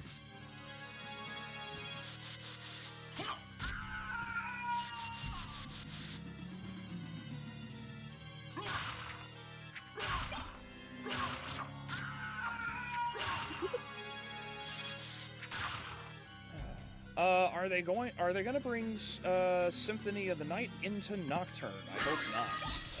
I think they've already brought Symphony in. The problem being that Symphony has a fair amount that they could have made into the story, but they went the other route. They're gonna stick with Richter. Alucard is going to be a side character who's going to support them. He's basically the new parent. He's the new Alucard is basically the new babysitter for the group, because they took Terra away. Terra is now a vampire. And I don't imagine they're going to do anything else with it, or him for that matter. I just... Symphony relies on Richter being mind-controlled by the Dark Priest Shaft. And after he gets mind-controlled, he's turned into the villain. But they're not gonna... I don't think they're gonna do that, you know?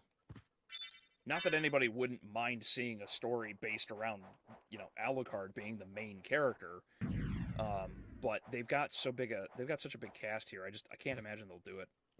I don't imagine it. Like, they might have a moment where Richter gets controlled temporarily, but they would probably change it so that fucking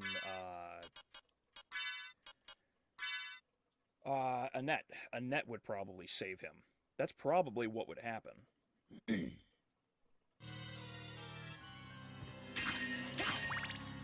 I just found out I can't buy Castlevania Harmony of Despair in Brazil for some reason. I'm trying to get all Castlevania games complete on my Xbox. Not an easy task. Oh, really?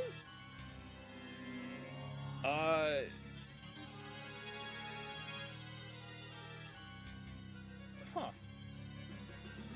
Well, that's unfortunate. I don't know why. I wonder if it's like I wonder if it's a local thing, a locality thing. I thought Dracula was brought back to the world in Season 4, so why didn't they just go with that instead of adding a new villain? But that's the problem. They didn't add a new villain. They jumped storylines. 34. Uh-oh.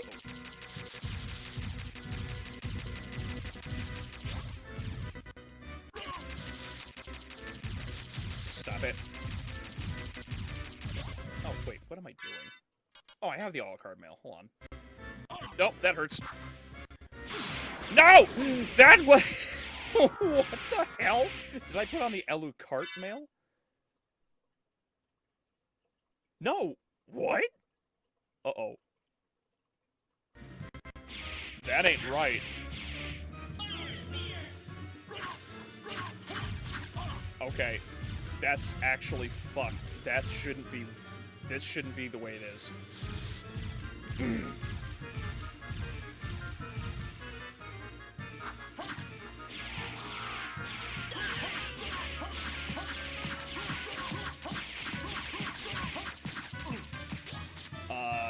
Whoop.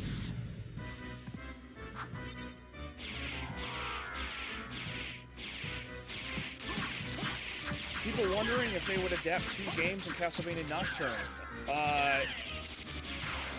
Whoop. Oh, that's the big one, okay. Adapt 2 games, turns out they didn't adapt any. Well, it's not 2, they actually have adapted 4, realistically, because of Bloodlines. They have Bloodlines, Harmony of Dissonance in there as well, so that's where it becomes 4 games. Stupid fucking boss is harder than actual Dracula. Yes. Yes, Galanoff is a nightmare for a lot of people, especially if you're new. Oh, change my helmet. It's my helmet. Well, hold on. Actually, I want to try this real quick. I lied. Instant regret. Nothing but regret. Oh, man. Let's see here. Which one is it? Oh, there it is.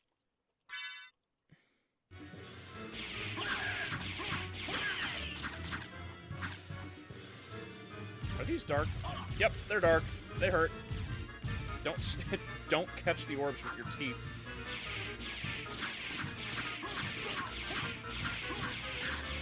I thought they were going to adapt Castlevania 3 and Curse of Darkness perfectly, but I was wrong. Yes. They didn't even do that one right, which drove me insane.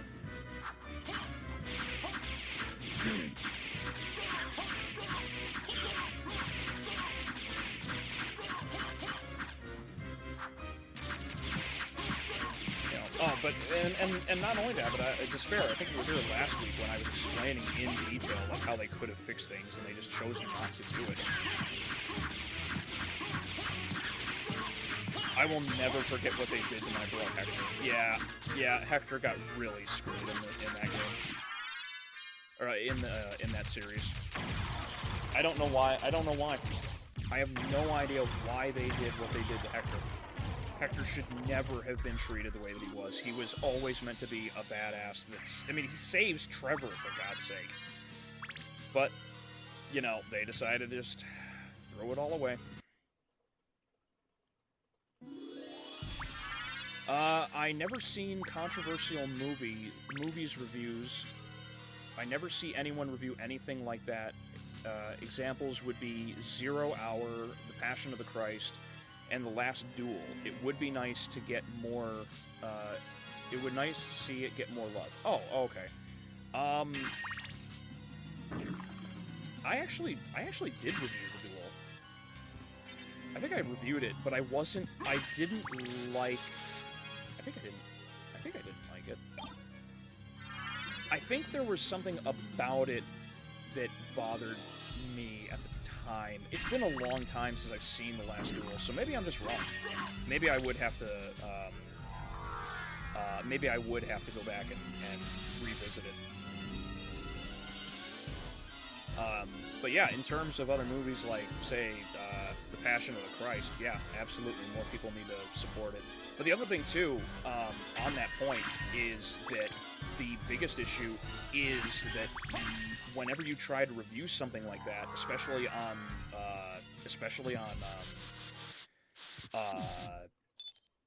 YouTube, you're gonna get shut down hard. Like way back when I did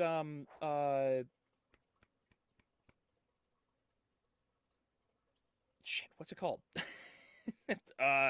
Sound of Freedom. When I reviewed Sound of Freedom, I had just taken off with I gained like 150 subs from Indiana Jones.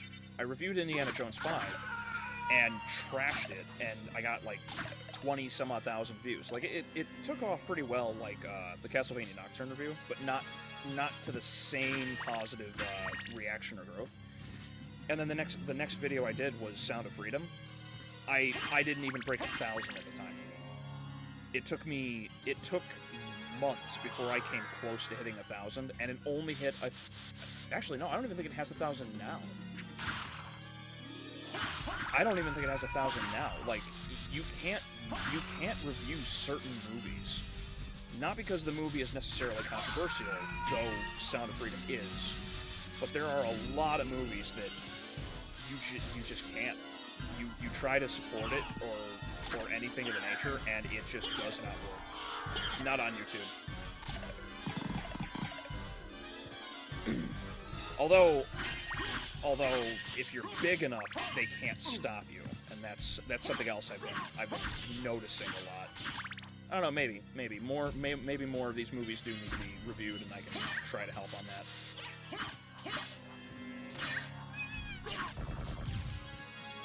Hector got fed. Hector got. Boy got out. I'm having a stroke. Hector. Bro, Alucard got fed and got fucked in the ass. Yes, he did. You think I will forget such a thing? No, no one will ever forgive such a thing, nor will they forget.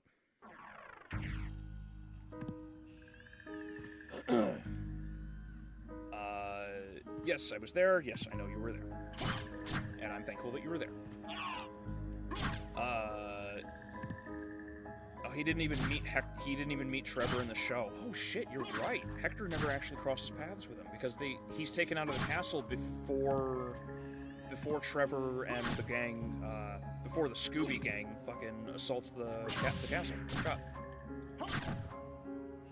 I watched your Nocturne review, and it was glorious. Also, that's how I found your channel. Well, thank you very much. The something like Nocturne can be reviewed because it's not generally viewed in such a... It's not viewed in such a negative way like Passion of the Christ. Because Castlevania Nocturne was obviously meant to be something that aligns very distinctly with the politics of today, so it generally gets a pass. It's the criticism around something that is controversial. It has, Sound of Freedom, Nefarious, which I just watched with my lady for Halloween. Fantastic movie. If you haven't seen Nefarious and you want a good, like, well-written drama, that's it. Nefarious is fantastic. It's there's a psychologist who has to go in and talk to a guy on death row, and the guy claims to be possessed by a demon named Nefarious, and it's so good. And I see exactly why it was buried. I see exactly why it was buried now.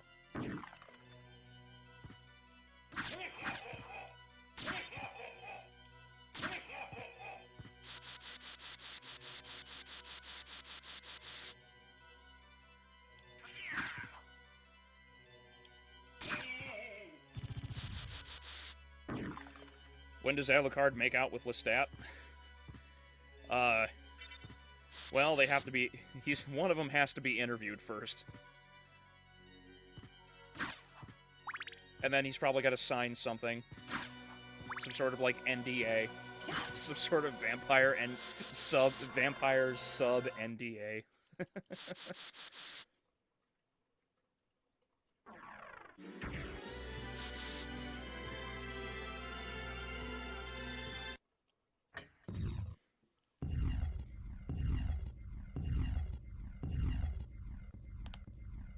Yeah, it's only a little after 10. I think I'll just finish up here, and then, or I'll finish up the game here, and then next week I'll probably start another of the Castlevanias. I just don't know which one. I'll probably put a poll on Twitter and YouTube to see which one people want me to go through.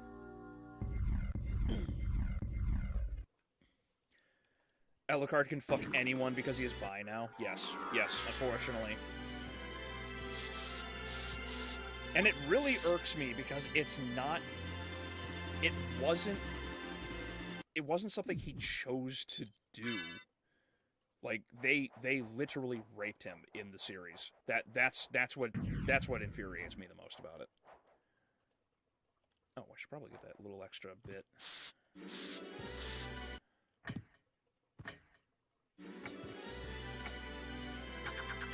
Oh, wait, what am I doing? Okay, ignore. I didn't mean to walk into him.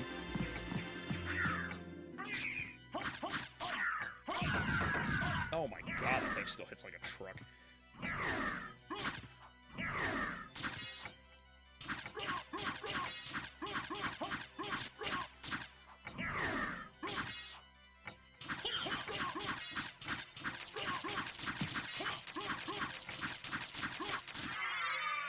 Oh yeah, these things give like an extreme amount of...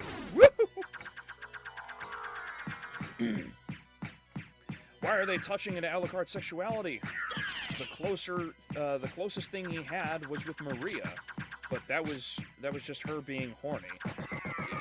Yeah, like the relationship that he had, the potential relationship he had with Maria was entirely, was basically her just trying to, like, make something of it, and he didn't even necessarily want it.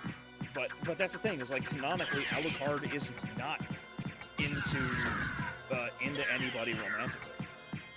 Like, he doesn't show any romance towards Maria.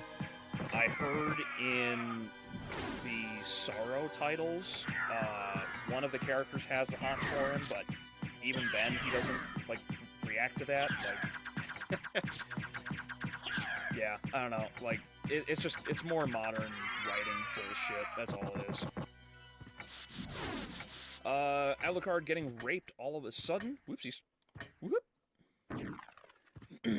Alucard getting raped all of a sudden in the middle of the night without any explanation whatsoever was kind of funny, not gonna lie. You know, if they ever actually take the time to go through and make, like, a Castlevania, if they ever take the time to make a Castlevania, abridged, I can only imagine how that conversation would go. Because the look they gave Alucard is just absolutely hilarious. It's just like, all right, here we go, Alucard. It's like, what do you... Ah! Like, I can't imagine... You know, I can't imagine, like, how that would go. And then, like... The responses would be absolutely hilarious. But yeah, no, they they destroyed my homeboy. I feel really bad. Echo Wolf, welcome. How you doing, buddy? Isn't a broadcaster and a YouTuber similar? They both share their input and perspective to the audience that watches them. Basically, I mean, it feels more like a semantic kind of question. Like, not that I disagree with your point. I'm not like arguing you're wrong or anything. But I think there's a lot of overlap there in terms of broadcaster. I don't know, like, if it's a broadcaster, if you're talking, like, in terms of job, then maybe there's a difference, because a broadcaster would be somebody that, like, works with, say, the NFL, you know? Or unless you're talking, like, news, in which case, well, that's a little different, because it's more, like, straightforward in its propaganda. Yeah, Alucard was, just being a gentleman towards her, and that's it. Okay, yeah. Yeah, Maria, definitely with Maria, he's not into her. And like I said, I don't know about the Sorrow games, but I'm sure people are correct. I saw some people defending the Alucard thing with, of course he is gay, he is a vampire, and vampires are not religious. Like, so if you're not religious, you're automatically gay? What the fuck? Yeah, no, see, that's more of that argument that pisses me off, where people are constantly trying to, like, force their ideology into something without actually understanding it. Alucard believes in God. He actually believes. If he didn't believe in God, he couldn't use holy water or the holy fucking Bible, like, as an ability. Like, if none of this... Ah, God, it's... These people are not fans, they're tourists.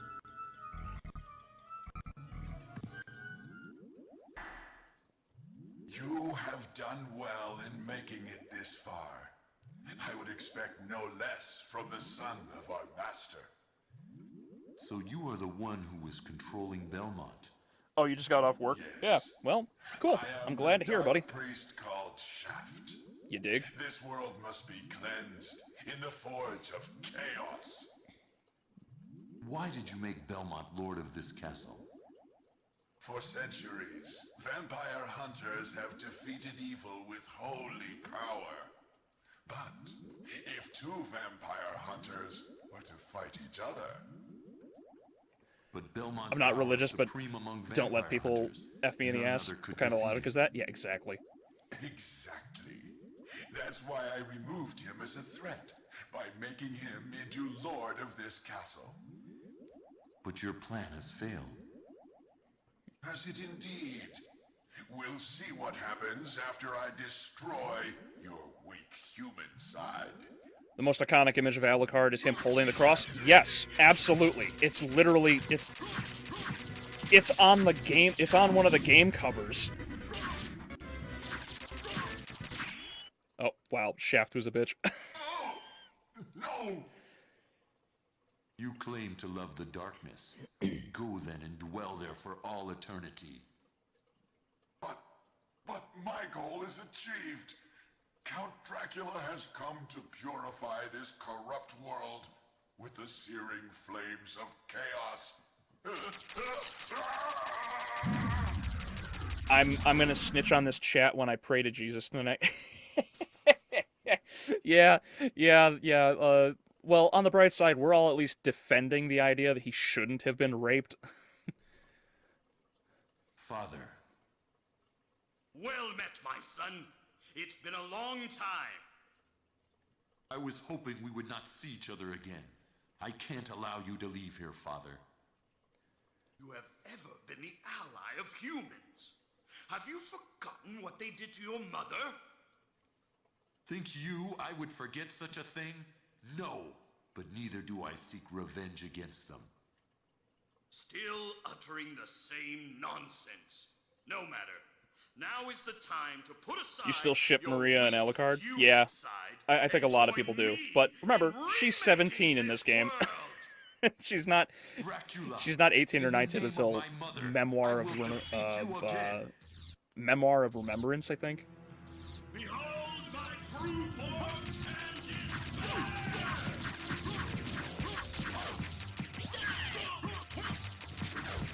Whoopsies.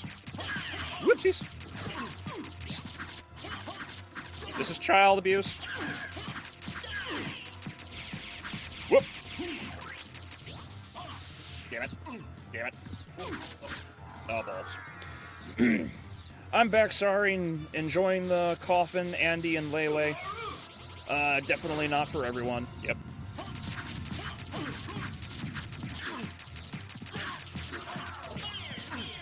Oh, my, he's gonna kill me. Oh, wait, duh. Maybe I should put the fucking dragon helmet back on.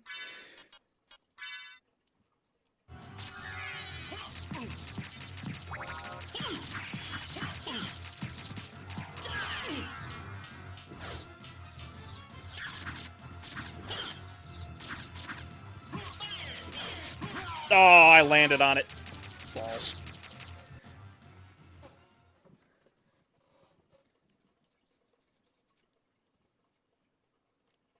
Oh, well, that's okay.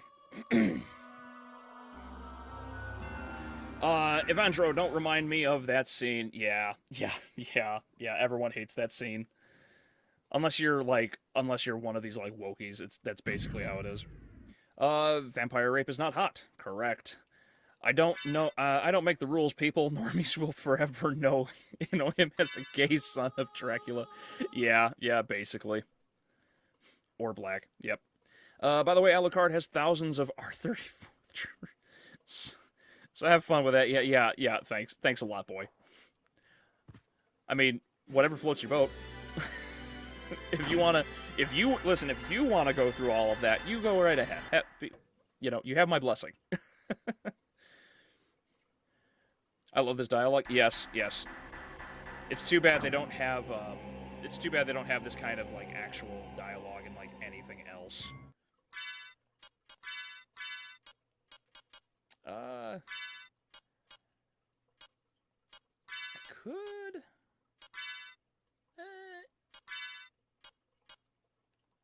I don't know. I feel like if I put on the Necklace of J, it's gonna be too easy. Why not? Let's see how that goes. I'm gonna take, like, half the damage I already have. Well, maybe I might even take less now that I think about it. Dark humor. Does it go too far in most media? No. You have done well in making it this Like, far. never.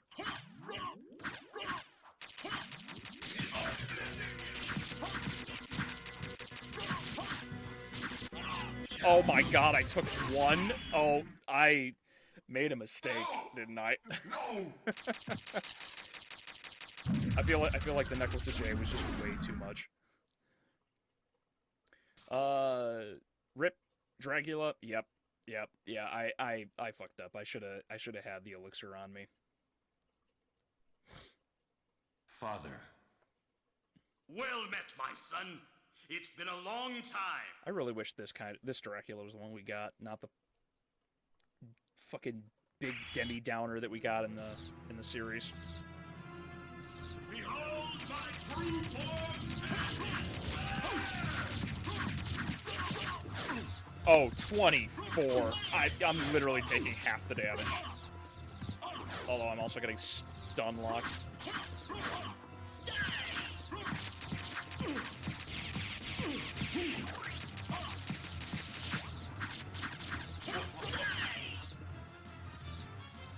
Harmony of Dissonance dialogue had dialogue similar to SOTN, but without the cheesy voice acting, yes.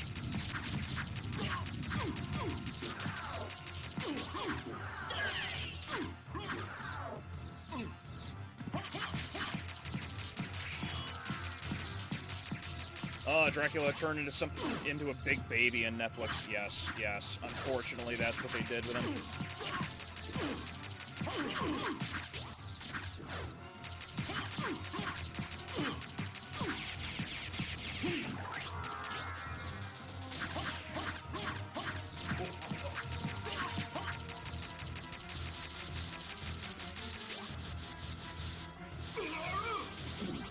Curse of Darkness also attempted ye olde dialogue.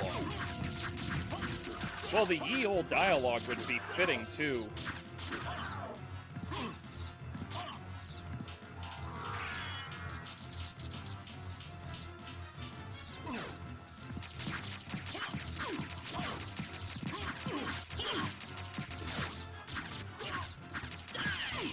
There it is. Go back whence you came. Trouble the soul of my mother no more. How? How is it that I've been so defeated? You have been doomed ever since you lost the ability to love. I ain't gay, but hear me out. Dracula was sexy in the show. Sarcasm. For what profit is it to a man if he gains the world and loses his own soul? Matthew 16:26, I believe. Yep. Tell me, what Very powerful were moment. Lisa's last words? She said, do not hate humans. If you cannot live with them, then at least do them no harm. For theirs is already a hard lot. She also said to tell Finally, you I can that she sleep. would love Yes. you for all Yes, of you can, eternity. boy. Lisa, forgive me. Farewell, my son. Saint Germain was done really dirty in the show. Yep. Yeah, even if you ignore the game, the show version of Saint Germain was just god awful. I did not like him as a character. Not to mention the hard 180 that he does as a character drove me insane. It wasn't in his character. It was too harsh of a change. Also, thank you. Welcome for joining, Ignatz. Matthew 16:26 is my favorite quote of all time. Yep. It's a good moment. See, it drives me nuts that people just disregard the fact that not only was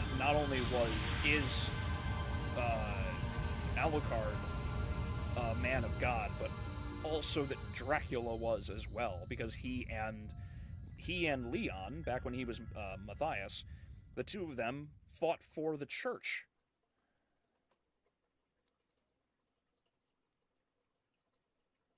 Saint Germain was a simp? Yes.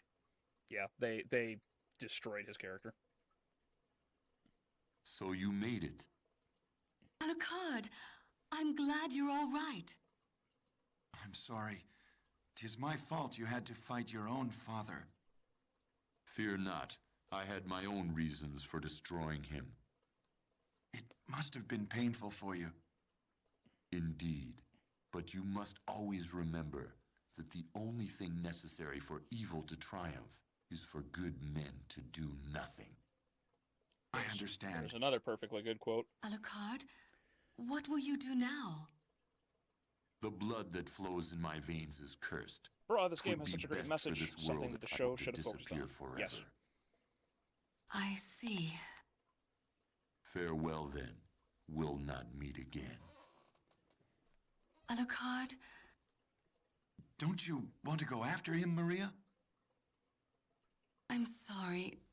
Oh, I can't did get the let good him one. Okay. disappear from my life. It's all right. I thought Go I did. after him. Perhaps you can save his haunted soul. Thank you, Richter. Fare thee well. And yourself, dear lady. Yes, go save Alucard. Meanwhile, I have to get these deltoids back. He's got deltoids for days. Some of the defense I have seen for Nocturne included Richter overcoming his trauma was top storytelling, and you just don't get it. Like, really, Queen? I've seen better in Power Rangers. I've seen a lot of these kinds of arguments, and it drives me insane, because it's always trauma, trauma, trauma. Everybody has to have trauma. Not everybody needs to have trauma. It's stupid. And not only this, but this is during a time where trauma and shell shock, whatever it is that you want to call it, hardly mattered to people because they had to get over it in order to persevere. So to force him to be such a beta just makes it doesn't help, because it only complements the negatives of the series, in which he is a secondary character. And then for him to get that power up and get over his fear it's that shonen level crap that happens where somebody just gets a magical power up out of nowhere. The arguments defending it are just absolute crap. I haven't played a lot of the games. Does Dracula keep coming back after SOTN because of bad writing? Welcome, professional. No, yes and no.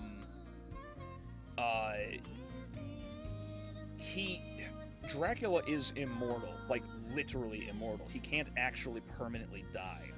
The only way to do it is, like, the only way that they managed to slow him down was the Demon War of 1999. Beyond that, he actually does come back, like, every century, on top of other ways to do it, like sacrifices and things of that nature. Because, in Lament of Innocence, he turns the Grim Reaper literally into his own personal bitch, and he harnesses the soul of a vampire lord. He's not actually a vampire. He was turned into a vampire through alchemy and a few other spells. So that. I hope that answers it more or less, because I don't know Lament as well as I should. But yeah, that's why he keeps coming back.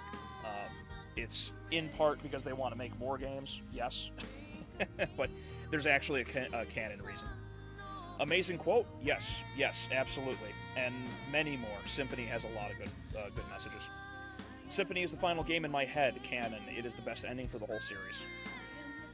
The way the game ends basically tries to make it seem like there is no more game after this, but yes, absolutely, it's definitely one of the better endings. I mean ever typo. Oh, okay.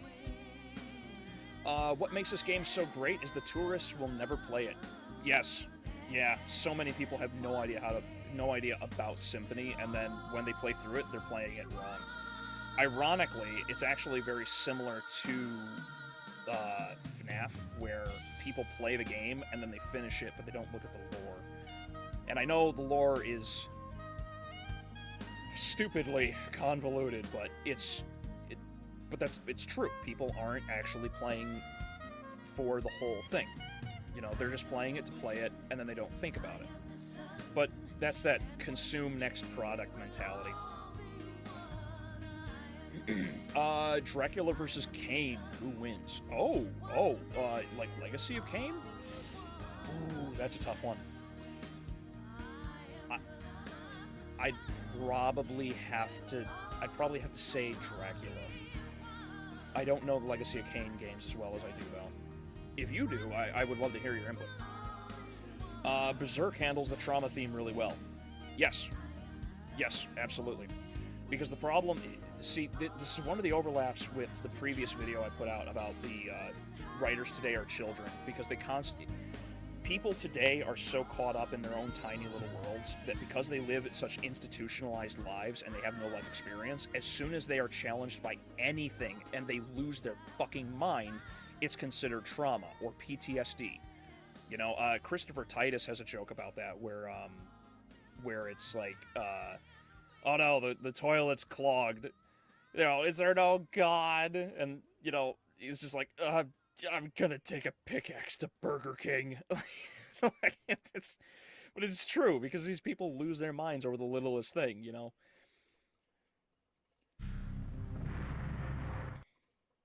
My man Leo Spittin', thank you. The problem with characters with trauma today is that it's used as an excuse to make characters weaker instead of them succeeding despite their trauma. Yes, because it's a childish mentality. It's not a... If you see trauma written in a story today, it is not because the trauma... It's not because the character is suffering trauma. It is because the writer suffered trauma and never learned how to deal with it. They never did, and that's the problem. And that's why you see so many characters like Richter, especially, or actually here, Five Nights at Freddy's. This is something I actually liked about the movie. Mike Schmidt, the main character, his brother is kidnapped right in front of him, and he can't stop the car. So he's haunted by this. But instead of going on some fucking drug bender and losing his mind over things, he's not only taking care of his younger sister, despite the family splitting up, he continues to try and find more details about trying to solve the mystery and see if maybe he can figure that out. That is perseverance all the way through. But again, that comes from somebody who has lived their life, Scott Cawthon, who has experience, has probably endured a lot, considering he's been making games since the 90s, and it wasn't until 2014 that anybody even knew who the fuck he was, because of the success of FNAF, so there's the perseverance. And,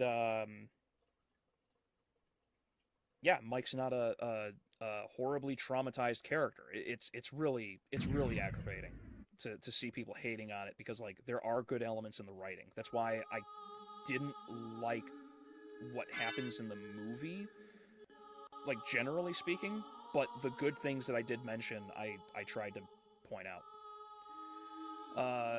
I might be the only one that loves that song. Oh, yeah. Yeah, it's not quite as fitting to the gothic tone.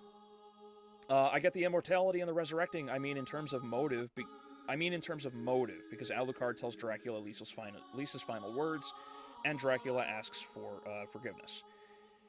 Yeah, actually, that's a good point. I would imagine it has something to do with him going back to hell, but his hatred of mankind is so incredible. I mean, Alucard mentions it. He doesn't learn to love. His ability to love ends as soon as Lisa is dead. Once she's gone, you only get the monster from then on in.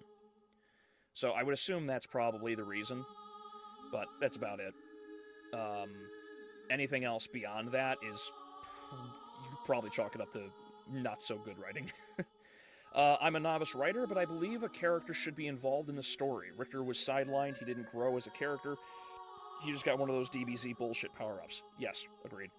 The reason varies from game to game. Some games they bring him back to life, so they can drain his power, or some other plan that ends failing in the end. Yes. There are games where he is resurrected, like Portrait of Ruin, and he's not used to revive. It's not a way to revive Dracula and use him to kill people. It's using him because he's an anchor for the castle, and people trying to harness the power from him. Yes, that's another explanation for it, professional, and thank you, Evandro. Behaving like a brat is not trauma. Yes, correct, absolutely. If you're just a dick, you're not traumatized. You're just a dick. Which movie is better, Happy Death Day or Sausage Party?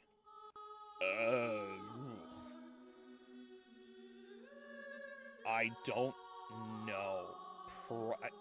Maybe Happy Death Day. I at least it at least had a gimmick. I don't know. I fucking hate Seth Rogen so much. I fucking hate Seth Rogen. I'm so tired of him. I hate it when writers use trauma as a nerf to the character instead of a ploy to better themselves. Yes. Yeah, Richter doesn't converse with Olrox. He doesn't fight Olrox. He doesn't do any of that. Actually, hold on. You don't even have to say that. I'm sorry. I don't have to even say that. Anytime anybody says Richter is a good character because trauma, and that him being a bitch is a good thing, all you need say in response, Samus. Samus of the Metroid series watched her parents be slaughtered in front of her by Ridley and the Space Pirates. She watched both of them die just like Richter. And instead, she turned around and basically became the single most powerful thing in the entire galaxy. She gives no fucks. Like, anytime anybody says Richter is good in Nocturne, just turn around and say, Samus. That's it. Also, I believe that Dracula just doesn't want to change, hence why he says, Lisa, forgive me, because he's going to keep doing genocides or whatever. That's just my thought. Yeah, pretty much. That's, like, as I mentioned before, Alucard states, like, dude, you lost your ability to love. That's the problem, through and through. And because of that, there's nothing else that can come from it. He's going to perpetually do this, and he knows he's doing it. Are jump scares only effective in video games?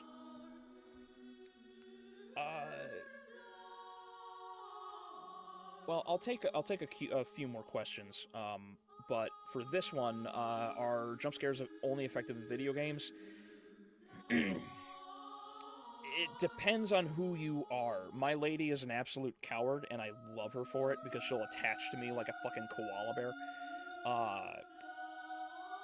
And that goes even for movies that aren't very scary.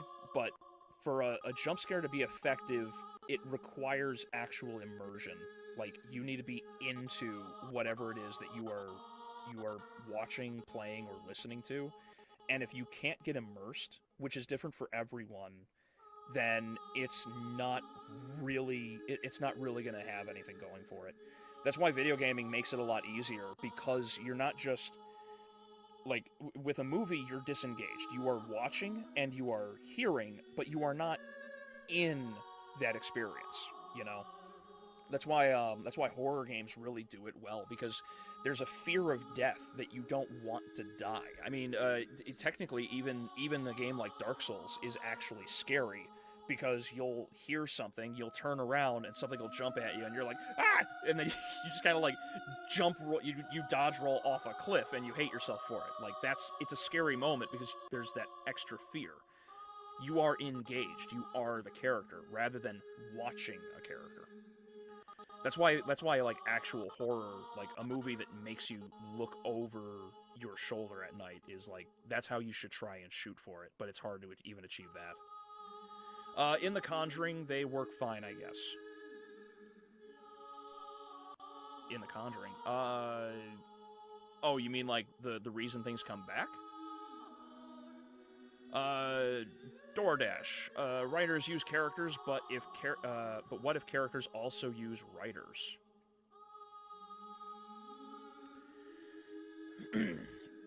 If that be the case, then you're looking at writing that many people just do not do today. Because if you want to have a character that, like, writers can use characters as a way to discuss and deal with trauma, if trauma be the case. But the character can then turn around and thus teach everyone how to deal with it, how to persevere. This is where characters like Guts come in, because it's just like getting angry and pushing through the shit that's happening to you. Like, you have a goal, you have other people that need you, and you can't give up, because if you give up, everything's over. It's the same thing for, like, a character like Goku. You know, Goku is all about perseverance and breaking his own limits. Almost no one ever talks about that, though. It's just, oh, cool, more power blasts. That Dark Souls example cuts deep. I can't tell you how many times I did that, and I already, like, knew about Dark Souls by the time I got around to it. Especially that fucking crypt, like, on the way down, all those skeletons in the dark, or the damn giant's graveyard. I lost track of the number of times I just yeeted myself off a cliff because I saw eyes.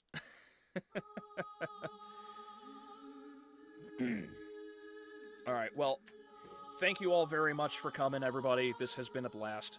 Thank you all. Thank you, Grand, for the $10 super chat earlier. That was much appreciated. Thank you very much. Professional Despair, Question, thank you all for coming. Thank you all for joining. Anybody who hasn't been here before, like DoorDash, you know, Question, thank you all for coming. I hope you enjoyed. I'm going to see about trying to make this more of a weekly thing as well. And, oh, yeah, Echo, thank you very much for coming, buddy. I'm glad you finally got around to, you know, joining. And I'll probably be joining with you guys here in just a moment.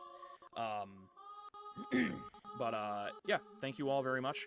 The next video for the... I don't know what I'm going to do here for next week. I'll try and figure that one out. I don't know if it's going to be a discussion or if it's going to be a response. I'll put up a poll and see what people think about. So pay attention on YouTube and Twitter for a poll if you want to if you want to determine what game I'm going to play for the next few streams, and what video you would like me to go into. Do you want me to